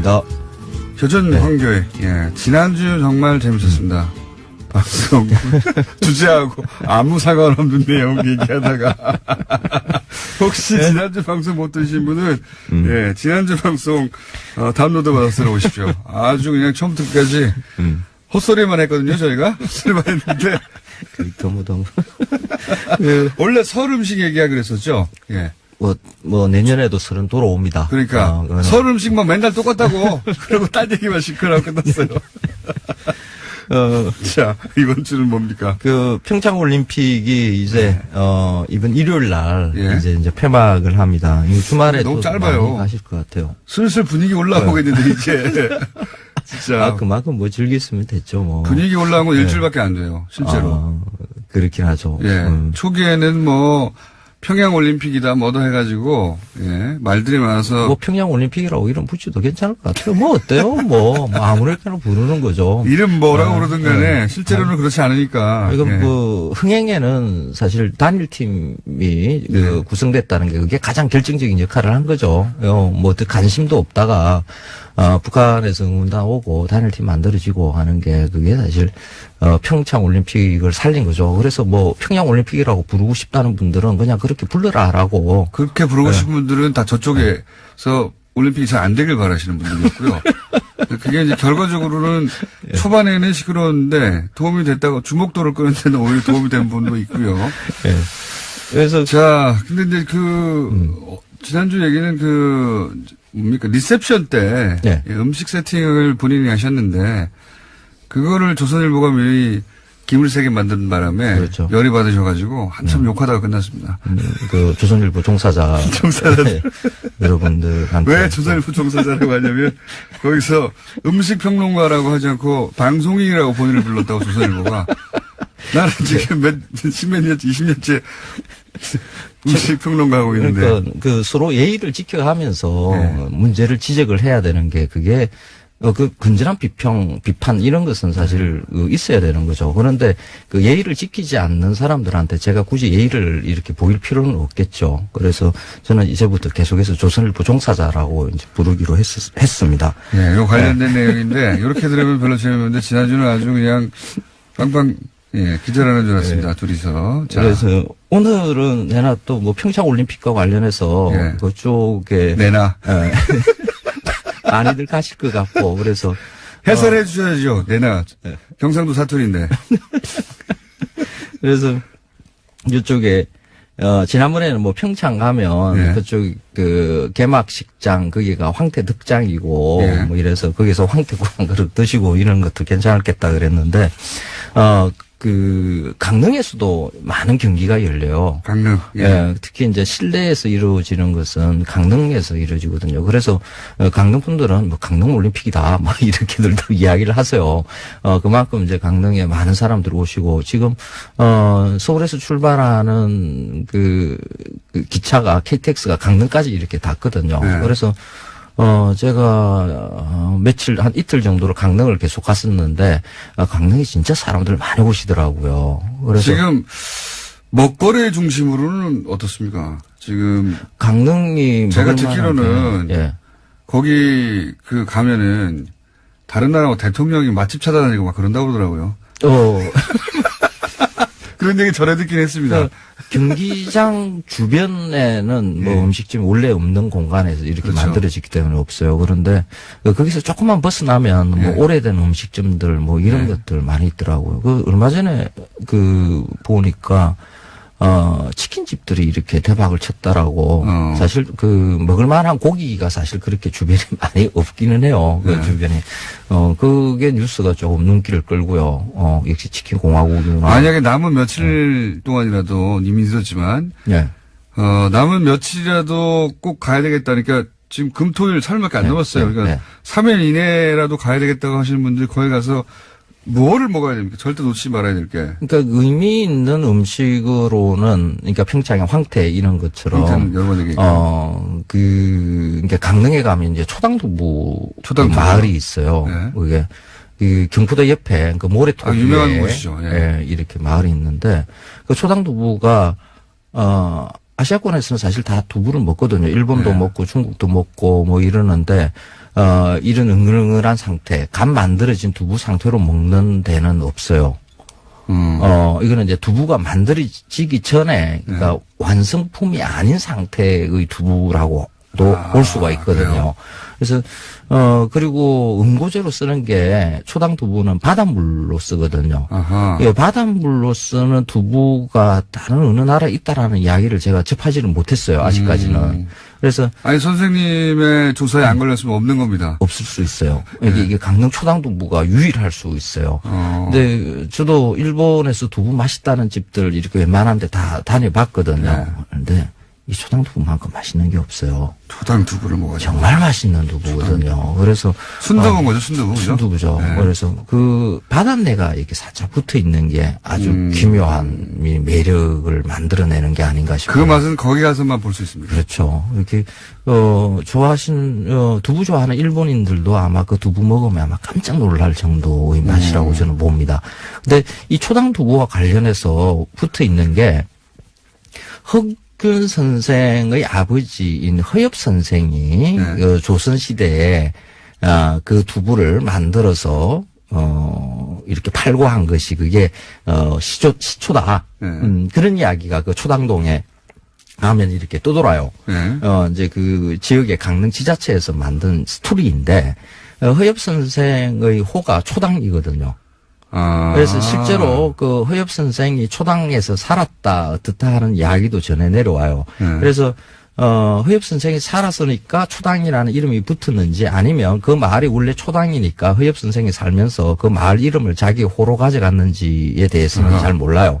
그런데 초당 허엽 선생이 그 두부를 만들었을 것이다라는 그런 이야기는 전혀 제가 보기에는 근거가 없어요. 그래요? 왜 그렇습니까? 조선의 사대부가 두부 만들고 이러기는 힘들거든. 허엽 선생이 그때 몰래. 그때 당시에는 굉장히 잘 나가는 문벌의 한 부와 있는 분이었거든요. 그렇게 잘 나가던 사대부가 두부 만들고 그걸 팔고 취미생활. 아니요. 그 사대부가 하지 말아야 될 일 중에 하나가 이런 잡일들. 장사들. 그러니까 산업공상이라고 그러잖아요. 그러니까 상행위를 가장 저급한 거로 여기고. 그러니까 장사는 안 했지만 본인이 가지고 있던 어떤 뿌리칠 수 없는 요리에 대한 욕망을. 그래서 이게 초당두부가 만들어진 게 사실 한국전쟁과 관련이 있어요. 그렇게 오래된 게 아니네요. 그렇죠. 이게 초당 마을이 한 50호 정도 되는 이거 조그마한 마을인데 모래톱 위에 있는 좀 가난한 동네요.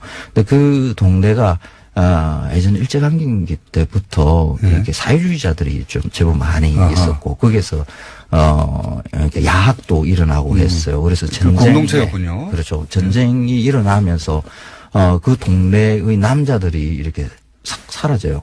사라졌다기보다는 죽었겠죠. 근데 그 사라진 것에 대한 그것을 그 동네 분들이 차마 이야기를 안 해요. 거의 대부분의 분들이 제삿날이 같습니다. 그러니까요. 그러니까 무슨 일이 벌어졌는가 하는 것은 이제 충분히 이유로 알 수 있겠죠. 근데 제가 20년 전에 취재를 할 때 그 할머니들, 남편을 잃은 할머니들은 살아계셨을 테니까. 그렇죠. 근데 그 이야기 좀 하지 말라. 저한테. 그럼 이 마을 이미지가 그렇게 좋게 만들어지지 않는다. 항상 빨갱이 마을 같은 이런 것으로 이미지가 만들어질까봐, 우리 자식들도 빨갱이 자식들 뭐 이렇게 말이 붙을까봐 그 할머니들은 늘 걱정을 하셨어요. 지금 그 초당 마을에 가면 초당 마을 초당 두부 공장도 하나 있거든요. 그분들도 사실 그 후손이에요. 근데 그 이야기를 요즘에는 해도 괜찮겠다라는 이런 이야기를 하시더라고요. 그 한국 전쟁 중에 남편을 잃은, 그러니까 이제 여자들이 이제 먹고 살아야 되는 거죠. 생계 유지를 해야 되는 거죠. 그러니까 생계 유지하기 위한 가장 좋은 방법은 값싼 재료를 가져와서 좀 부풀려 가지고 간에 가공을 해서 바깥에다 파는 것으로 이윤을 남기는 게 가장 좋거든요. 그래서 콩을 외부에서, 그게 또 콩농사 잘 되는 데가 아니에요. 모래톱 마을이거든요. 콩을 사와서 거기서 두부를 만들어서 그 두부를, 슬픈 역사가 있는 음식이에요. 그렇죠. 두부를 이고 지고 해서 그 중앙시장까지, 걸어서 가면 한 30분 걸리는 거리거든요. 그래서 그걸 머리에 이고, 걸어서 가서 그 두부 시장에서 팔고, 한두 분이 이제 돈을 좀 버시니까, 초당 순두부. 그렇죠. 이 집, 저 집도 조준 황교안 하고. 선생님 계속 이야기하고 그래서 있습니다. 끝났는데 한 지금 50호가 한. 안녕. 안 한다고 그런 거예요. 어떻게 모를 수 있냐고. 알면서도 사실은 방치, 방관, 소극적인 거거든요. 그게 아니죠. 적극적으로 협조했죠. 예. 그런 정황은 너무 많은데, 그리고 이 재판이 뭐 너무, 형량이 너무 낮지 않냐 하시는 분들도 있고, 그런 논란도 있을 수 있는데, 재판이 이게 끝이 아닙니다. 시작이에요. 예. 네, 또 다른 재판도 진행되고 있습니다. 현재 구속된 상태에서 재판을 받고 있는데요. 공무원과 민간인 불법 사찰 혐의에 대해서도 재판받고 있는 중입니다.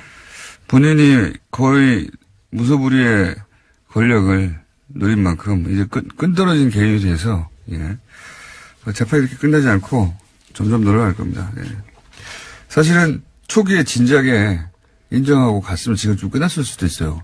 더 파지 않고 검찰이. 원래 이제 사건이 너무 많기 때문에 일일이 다 할 수 없거든요. 근데 그 구속영장 계속 기각되면서 그렇죠. 계속 검찰이 더 팠거든요. 예. 혐의가 점점 늘어났습니다. 자, 우병우 이제 박근혜 전 대통령밖에 안 남았네요. 소위 국정농단 사태 관련해가지고. 예, 다음 주에 우선 결심 선고가 있습니다. 박근혜 전 대통령도요. 자, 다음 뉴스는요? 네, 강원랜드 채용비리 관련 수사단이 채용비리 자체와 수사 외압을 동시에 수사하고 있는 중인데요. 이 수사단이 그제 최종원 전 춘천지검장 등에 대해서 압수수색을 진행했습니다. 이 사람들은 2016년, 2017년 강원랜드 사건을 수사했던 검찰의 주요 관계자인데요. 여기 압수수색 영장에 대해서 눈에 띄는 부분이 있습니다. 김순환 전 검찰총장이 피의자로 적시되어 있다고요. 오늘 아침 동아일보가 보도했습니다. 이거 대단한 겁니다. 예, 바로 직전 검찰총장이에요. 예.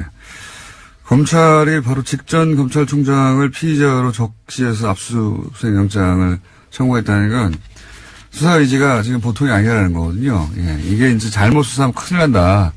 이런 인식이 있는 것 같고, 이거 관련해서 이제 권성동 의원이 계속 화제가 될 수밖에 없는 게, 그 이름이 채용 청탁하는 명단에 써 있거든요. 네, 예. 그렇죠. 또 대포폰에서 나온 통화 녹취에도요, 권 의원과 관련된 부분들이 있습니다. 그 최흥집 전 사장. 예, 강원랜드 사장이었습니다. 예, 채용 관련해서 뭐 거의 95% 이상, 전부죠, 전원. 예. 사실상 전원, 그 청탁 비리가 있는 그 채용 비리를 저지른 당사자예요. 예. 그 당사자인데 이분의 대포폰에서 그 통화 기록이 나옵니다. 권성동 의원과. 그리고 거기에 남아있던 그 녹취가 아니라 통화 음성 파일이죠. 예, 그렇죠. 그걸 왜 저장했는지 모르겠는데 음성 파일에서 뭐 권성동 의원과 이야기를 해봤냐 또는 뭐 고검장을 통해서 뭘 막아라 이런 수사 외압에 대한 정황이 나와요. 거기 이름도 나오고 통화 기록도 나오죠. 권성동 의원 이름이 채용 청탁 리스트에 옆에 써 있죠. 그리고 권성동 의원의 보좌관이었습니까? 비서관이었습니까? 예, 비서관이었습니다. 비서관도 채용 비리로. 네, 그건 다른 건으로요. 감사원이 특정감사에서 나온 내용입니다. 네. 그리고 거기 그 비서관의 그 컴퓨터를 압수하겠더니 거기 권성동 의원한테 채용을 청탁하는 편지가 써 있어요. 예. 네, 그러한 내용으로 보이는 건데 본인은 부인하고 있긴 합니다. 본인이 쓰긴 썼는데 안 보냈다고. 안 줬다라고 예. 하고 있죠. 예. 간직한 거죠, 간직. 근데 이거 관련해서는 제가 오늘 꼭 이 얘기를 해야 되겠습니다. 네. 남의 방송사 방송이긴 한데 블랙하우스를 한번 보셔야 돼요. 예. 여기서 강유미 씨가 이 권성동 씨를 찾아갑니다. 진짜 깜짝 놀랄 만한 장면인데요. 저도 그 부분만 봤는데 예, 강유미 씨 정말 대단한 것 같습니다. 이 기자들도 이렇게 못하거든요. 예. 강유미 씨가 권성동 법사위원장의 검찰 출신의 삼선의 막강한 권력에 개인적인 캐릭터도 대단히 까칠합니다. 예, 기자들도 굉장히 어려워한 국회의원이죠. 예. 찾아가지고 꽃을 들고 가가지고 예. 예. 국회에 몇 명 꽂으셨냐고 직접 물어봅니다. 강원랜드에 몇 명 꽂았냐라고. 예. 복장도 굉장히 남다르던데요. 예. 상 받아야 한다. 전 기자상 받아야 된다고 봅니다. 기자들도 그렇게 못하거든요. 예. 예, 놀라운 장면이었습니다, 정말. 현재 기자로 그 장면 어떻게 보셨어요? 강유미 씨 정말 대단하다라는 생각밖에 안 들었는데요. 그 누가 시키신 건지 그 제작진도 정말 지독하다라는 생각을 했습니다. 물론 가라는 사람은 저지만 네, 그렇게 잘 해낼 줄 몰랐어요. 자, 못 보신 분들은 재방송 보세요, 재방송. 여기에 대해서 권성동 의원이 자꾸 이제 거론되니까 노회찬 의원에 대한 공격이 시작됐습니다. 네, 예. 자유한국당이요. 노회찬 정의당 원내대표의 비서관 출신이 법무부에 공채 채용 둔 걸 두고 시비를 붙이고 있습니다. 그러자 노회찬 원내대표가 1%라도 개입한 사실이 있다면 의원직을 그만두겠다라고 맞받았는데요. 또한 강원랜드 부정 채용 청탁 의혹을 받고 있는 자유한국당 의원들에게도 같은 취지의 공개 약속을 하라고 역공에 나섰습니다. 이 강원랜드는 그 청탁 의혹 대상이 된 의원들이 있는데 전현직 7명이 다 자유한국당이거든요. 근데 이제 이게 이제 불리한 상황이다 보니까 역공을 그리고 가장 이 문제 제기를 공개적으로 세게 하는 분 중에 하나가 노회찬 의원이에요. 같은 법사위에 또 있기도 하고요. 네, 법사위에 있다 보니까 노회찬 의원에 대해서 이제 노회찬 의원의 전직 보좌관이었습니까? 비서관이군요. 네, 비서관 중에 한 사람이 안녕하세요, 김호준입니다. 서울중앙지검이 최순실, 박근혜, 전두환 등 권력형 비리의 미납 추징을 전담하는 범죄 수익 환수부를 어제부터 가동했습니다. 임시부서가 아니라 아예 상설부서로 국세청, 관세청 등 유관부서와 협력하고 국제적으로 형사사법 공조도 강화한다고 합니다. 듣던 중 반가운 소식입니다. 권력형 비리로 부를 축적한 자들에 대한 단죄는 그들이 축제한 자산을 끝까지 추적해 전액 국고로 환수해야지 제대로 마무리가 되는 거죠. 우린 나라를 통째로 넘긴 친일파의 재산 환수조차 제대로 해내지 못했습니다. 그 덕에 친일파의 후손들은 명문학원 설립하고 유학을 가고 또다시 엘리트가 되어 부의 대물림을 하는 동안 독립운동가 후손들은 경제적 어려움으로 고졸 이하가 66%에 이르죠. 이게 말이 됩니까? 이런 역사를 이제는 끝내야 합니다. 반드시 정부 차원에서 나서서 국내는 물론 그들이 해외로 빼돌린 자산들 마지막 한 푼까지 아무리 오랜 시간이 걸려도 전부 환수해야죠.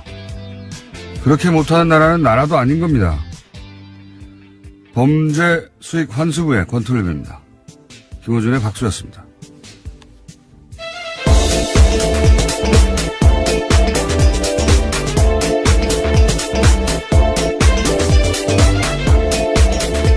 시사인의 김호준입니다. 네. 범죄 수익 환수부 이런 거 생겼어야 돼요. 오래전부터. 네, 뉴스공장에서도 아주 오래전부터 주장해왔던 것들인데요. 드디어 이제 움직이기 시작했네요. 드디어 이제 상설 부서가 생기는 거예요. 서울 지금 윤석열 지검장 하에. 우리가 이제 뭐 일제 청산 못했다고 프랑스 예 들고 그러는데 프랑스가 이제 대표적인 예인 거지 다른 나라도 다 마찬가지예요. 뭐 예를 들어서 노르웨이도 그 부역자들 재산을 전부 환수했어요. 그리고 그 전쟁으로 피해를 입은 사람한테 다 분배해버렸어요, 그때. 예. 뭐 벨기에 같은 나라도 다 환수했습니다. 개인 재산 몰수하고 만약에 부역자가 사망했다. 그러면은 그 가족들한테 가족들 재산을 몰수해버려서 그냥 잔인하게 보이는데 다시는 그런 일이 없도록 하려는 거거든요. 예. 시한도 없어요, 시한도. 예. 우리는 친일파라고 감옥에 간 사람이 없습니다. 부역자 처벌을 이렇게 단 한 명도 안 한 나라도 없어요, 정말. 말도 안 되는 거죠. 불행한 역사가 다시 반복되면 안 될 텐데요. 2016년 기준으로 보면 환수 금액이 3%도 안 된다라고 합니다. 그렇기 때문에 더욱더 이번에 추범한 것들에 대해서 박수를 쳐야 될 것 같은데요. 이게 1세대가 부역을 했어요. 근데 재산이 부역한 덕분에 늘었어요, 어마어마하게. 그러면 2세는 그 재산에 또 혜택을 누리는 겁니다. 그리고 또다시 권력 혹은 그 주변에 가서 또다시 그 혜택을 누리는 거예요. 반면에 그 싸운 사람들은 혜택을 못 입고 거꾸로 돼야 되는데 말도 안 되는 거거든요. 예.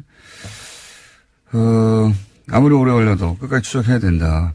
예. 꼭 환수해야 된다 생각이 들고 6개월 이 얘기를 보면 무슨 생각이 드냐면 6개월 전에 다스는 누구 겁니까? 이런 거 시작할 때 사실 그런 얘기 많이 있었습니다. 제 주변에서도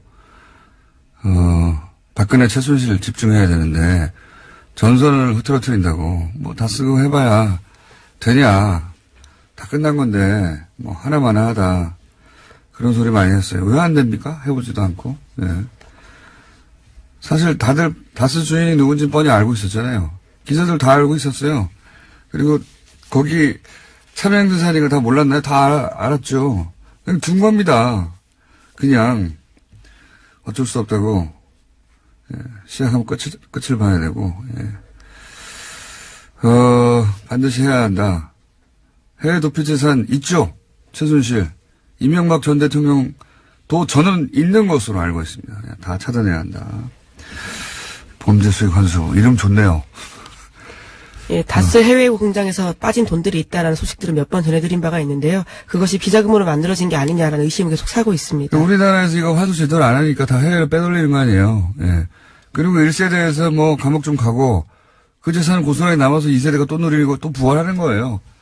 최순실도 이 재산 다 뺏지 않으면 자기들이 일해서 번 돈이 아니지 않습니까?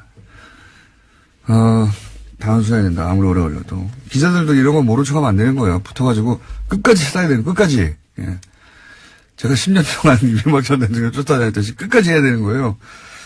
자, 첫 번째 뉴스는 뭡니까? 네, 어제 우병우 전 민정수석의 1심 선고가 있었습니다.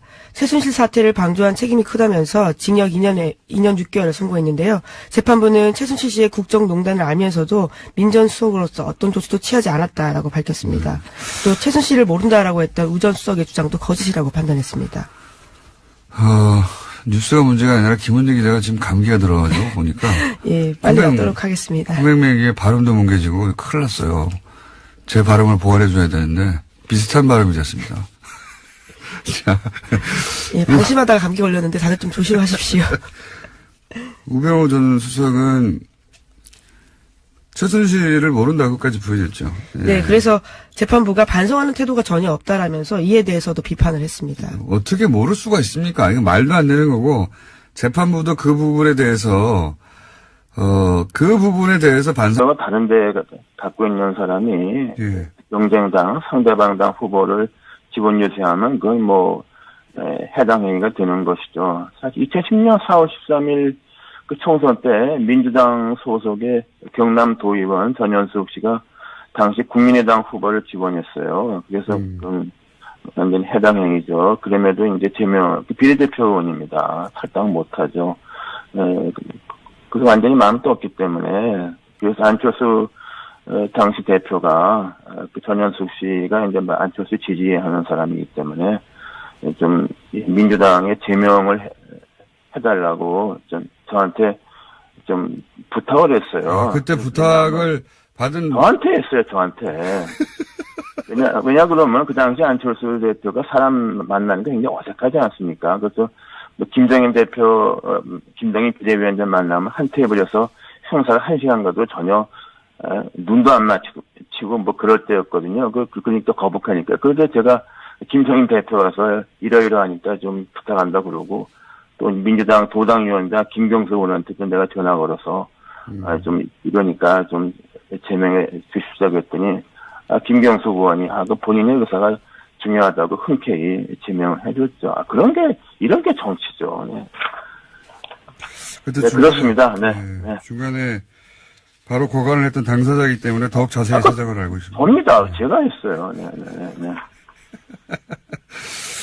그리고 이제 교섭단체 서명날인을 할 때 지금 세 분 3인방 소위 지금 이상돈 의원과 함께 출당시켜달라고 하는 3인방 외에 박선숙 의원도 서명날인을 안 한 것으로 알려졌는데 이건 확인이 안 됐죠 아직?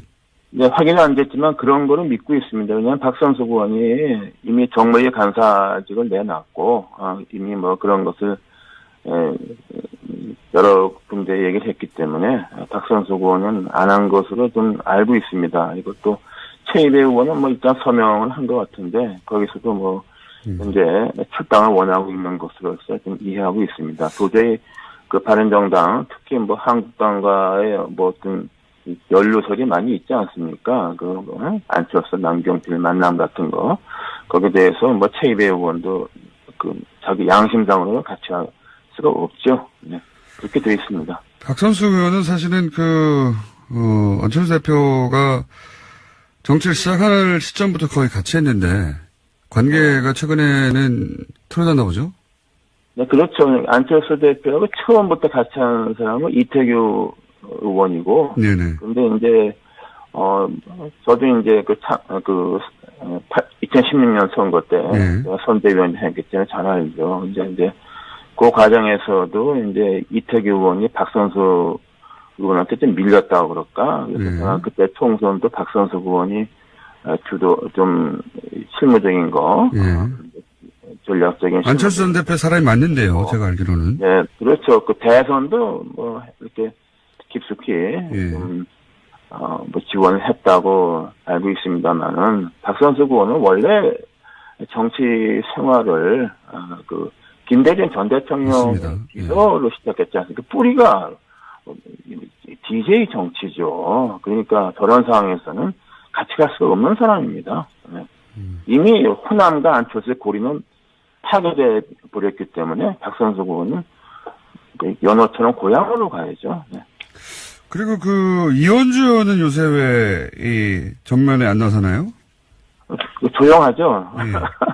사실 이 통합 논의를 씨앗을 심은 사람은 이현주 의원입니다. 예. 이현주 의원하고 하태경 의원이 통합 포럼에서 몇 번 하고 해다가 이제 오늘 아침에 벼랑간 안철수 대표와 유승민 대표가 만나서 시작이 됐는데, 근데 이제 이현주 의원은 이걸 할 때 저한테도 얘기하고 몇 사람한테 얘기하고 어차피 통합하게 되면 안철수 대표는 이제 그만둔다. 대표직 그만두고 지방선거 나가면 될 가능성이 있느냐. 그러면 이제 사실상 없는 거다. 그러니까 그렇게 생각을 했는데 그런 말이 이제 안철수 대표 쪽에 들어갔을 수도 있죠. 그게 비밀이 어디 있습니까? 그러니까 이제 그래서 제가 그때 이현주 의원한테 너무 쉽게 생각한다. 첫 번째, 통합이 어렵다. 왜냐하면 호남을 너무 쉽게 본다. 제가 아주 분명하게 얘기를 했어요. 그리고 또 하나는 안철수 대표를 너무 쉽게 본다. 왜냐하면 안철수 대표 뿐만 아니라 주변의 원내위원장들 세력도 지지하는 대표당원들이 많지 않습니까? 사실 이번에 통합할 때 말하자면 국민의당에서 대표당원 중에서 호남 지지 대표당원들은 이미 다 떴고 약 4,000명 정도의 고수당원을 갖고 가지 않습니까? 네? 유승민 쪽에서는 그 정도 당원이 없다고 봐야죠. 나 그래서 안철수 대표를 너무 쉽게 본다. 내가 그런 말을 한 적이 있습니다. 네. 그러면 이현주 의원은 안철수 전 대표의 눈밖에 난 겁니까? 글쎄요, 눈밖에 난 게 뭐지? 제가 알 수가 없지 않습니까? 눈속에 들어가 보질 않아서. 그런데, 외관으로 볼 때, 통합의 주역이 최고위원도 안 됐으니까, 그럼 뭐가 있다고 봐야죠. 하나만 더 질문 드릴게요. 예. 사임을 한 이후에. 예, 법무부에 공개 채용이 됐다고. 네, 공채로 들어간 건데요. 그러니까 이게 이제 법사위에 있는 국회의원의 비서관이 관두고 나서, 법무부에 갔으니까, 법사위가 사실은 뭐라고 합니까? 피감기관이 되는, 법사위 피감기관이 되는 곳에 갔으니까 문제 제기를 한 겁니다. 이거 일종의 채용비리 아니냐라고 이제 잘못 건드렸죠. 예. 이건 제가 보기엔 노회찬 대표를 잘못 건드린 거라고 봅니다. 이런 사안은 전투력도 빵빵하고요. 이렇게 말했죠. 제가 보낸 사람이 아니라 저를 떠난 사람이라고 한마디로 압축해가지고 노회찬 대표는 저희가 고정이긴 한데 사안이 긴급 발생하여 3부에서 인터뷰 잠깐 하려고 합니다. 네, 기다려주시고요. 다음 순 뭡니까? 네, 통일부가 어제 김영철 북한 노동당 중앙위원회 부위원장을 단장으로 하는 북한 고위급 대표단이 오는 25일부터 2박 3일 일정으로 온다고 밝혔습니다. 평창 동계올림픽 폐막 행사 참석을 위해서인데요. 김영철 부위원장은 대남 정책을 총괄하고 있는 당 통일전선 부장을 맡고 있습니다. 그렇군요. 요건 관련해서는 저희가 정세현 전 통일부 장관하고 또 잠시 후에 인터뷰를 할 예정인데 이 관련 보도 관해서 제가 꼭 짚고 싶은 부분은, 김영철 북한 노동당 중앙위원회 부위원장, 예. 통일전선부장, 대남정책총괄, 뭐 이런 역할인데, 여기서 보도를 할 때 연합, YTN, 특히 천안함 피격 사건을 주도한 것이라고 기정사실에서 보도하고 있어요. 자기들 어떻게 합니까? 자기들이 북한에 가서 들었대요? 이게 이제 프레임이거든요. 그러니까 이제 지금 김영철 통전부장이 오는 것이 이게 우리로 치면 국정원이 하는 역할이라고 해야 될까요? 예. 이거 자세히 이제 제가 정세현 전 장관하고 얘기하겠는데 보도가 다 주도했다고 나와요. 어떻게 합니까? 제가 그게 궁금합니다. 어떻게 하는지. 요걸로 이제 아마도, 천안함을 피격한 사람이 맞는데, 이걸로 이제 그 회담을 한다고 공격하려고 하는 것 같아요. 보수 진영에서. 네, 현재 자유한국당이 그런 스탠스를 취하고 있습니다. 자유한국당은 그렇게 공세를 취할 수 있는데, 연합하고 YTN은 특히 계속 보도 이렇게 하던데, 주도한 지 어떻게 하냐고요, 당신들이. 기사를 그냥 주도했다고 계속 쓰던데. 자, 이거 큰 문제입니다. 기정사실화 하는 거거든요, 보도를 할 때. 다음 순 뭡니까? 네, 대법원 출입기자단이 이재용 삼성전자 부회장 2심 판결문을 공개했던 오마이뉴스에 대해서 1년 출입정지라는 중징계를 내렸습니다. 오마이뉴스가 지난 9일에 공범자 이재용, 피해자 이재용, 엇갈린 1, 2심 판결문 전문 공개라는 제목으로요. 2심 판결문 전문을 실어서 보도한 바가 있습니다. 그에 대해서 기자단 내규 위반이라면서 징계 한 건을 올렸고요. 그리고 그런 징계를 확정했다라고 합니다. 원래 뭐 기자단들끼리 자신들만의 규율 혹은 내규 이런 게 있어요. 왜냐면은 안 그러면 경쟁 속에서 엠바고가 깨지기도 하고. 근데 이제 판결문을 공개한 것에 대해서 원세훈 판결문 때는 공개했는데 이런 문제 제기가 없었습니다. 예, 2014년 9월 25일에요. 똑같이 오마이뉴스가 원세훈 전 국정원장의 판결문 전문을 공개한 바가 있는데요. 그에 대해서는 문제 제기하지 않았습니다. 그렇게 예를 들어서 법원에서 중요한 판결 나왔을 때 이게 이제 너무 빨리 공개되거나 전문을 공개해버리면 이제 법원에서 협조를 받을 수 없다. 예, 그런 취지의 주장들을 하고 있는 건데요. 그런 건데 지금 1년 동안 출입을 못하게 해버린 거잖아요. 이거는 아무리 봐도 과한데 이건 저희가 직접 입장 한번 들어보겠습니다. 예, 오마이뉴스 측의 입장도 한번 들어보고 출입기자단의 입장도 누가 인터뷰에 응할지 모르겠는데 삼성이라서 너무 과하게 때린 게 아닌가 하는 문제 제기가 있을 수 있습니다. 자, 다음 뉴스는요. 네, 트럼프 관련된 소식도 전해드리겠는데요. 도널드 트럼프 미국 대통령이 지난 14일에 플로리다주에서 있었던 총격 사건에 대해서 놀라운 제안을 했습니다. 그에 대한 대책으로 교사의 무장을 제안한 건데요. 훈련받은 교사가 총을 휴대하는 방안을 검토하겠다라고 이야기했습니다.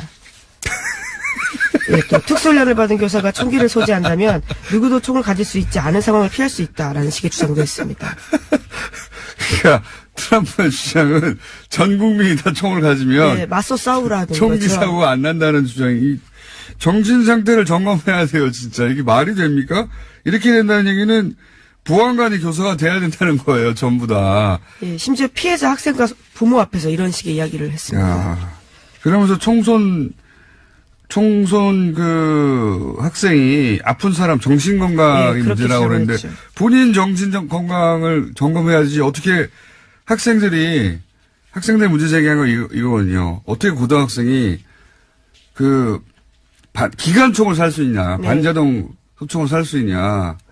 반자동 소총이지 자동으로 쏘는 거거든요. 네, 그 전쟁 무기라는 전쟁 무기. 주장하고 있습니다. 예. 전쟁 무기죠. 제가 말씀드렸잖아요. 슈퍼 가면 살 수 있다고.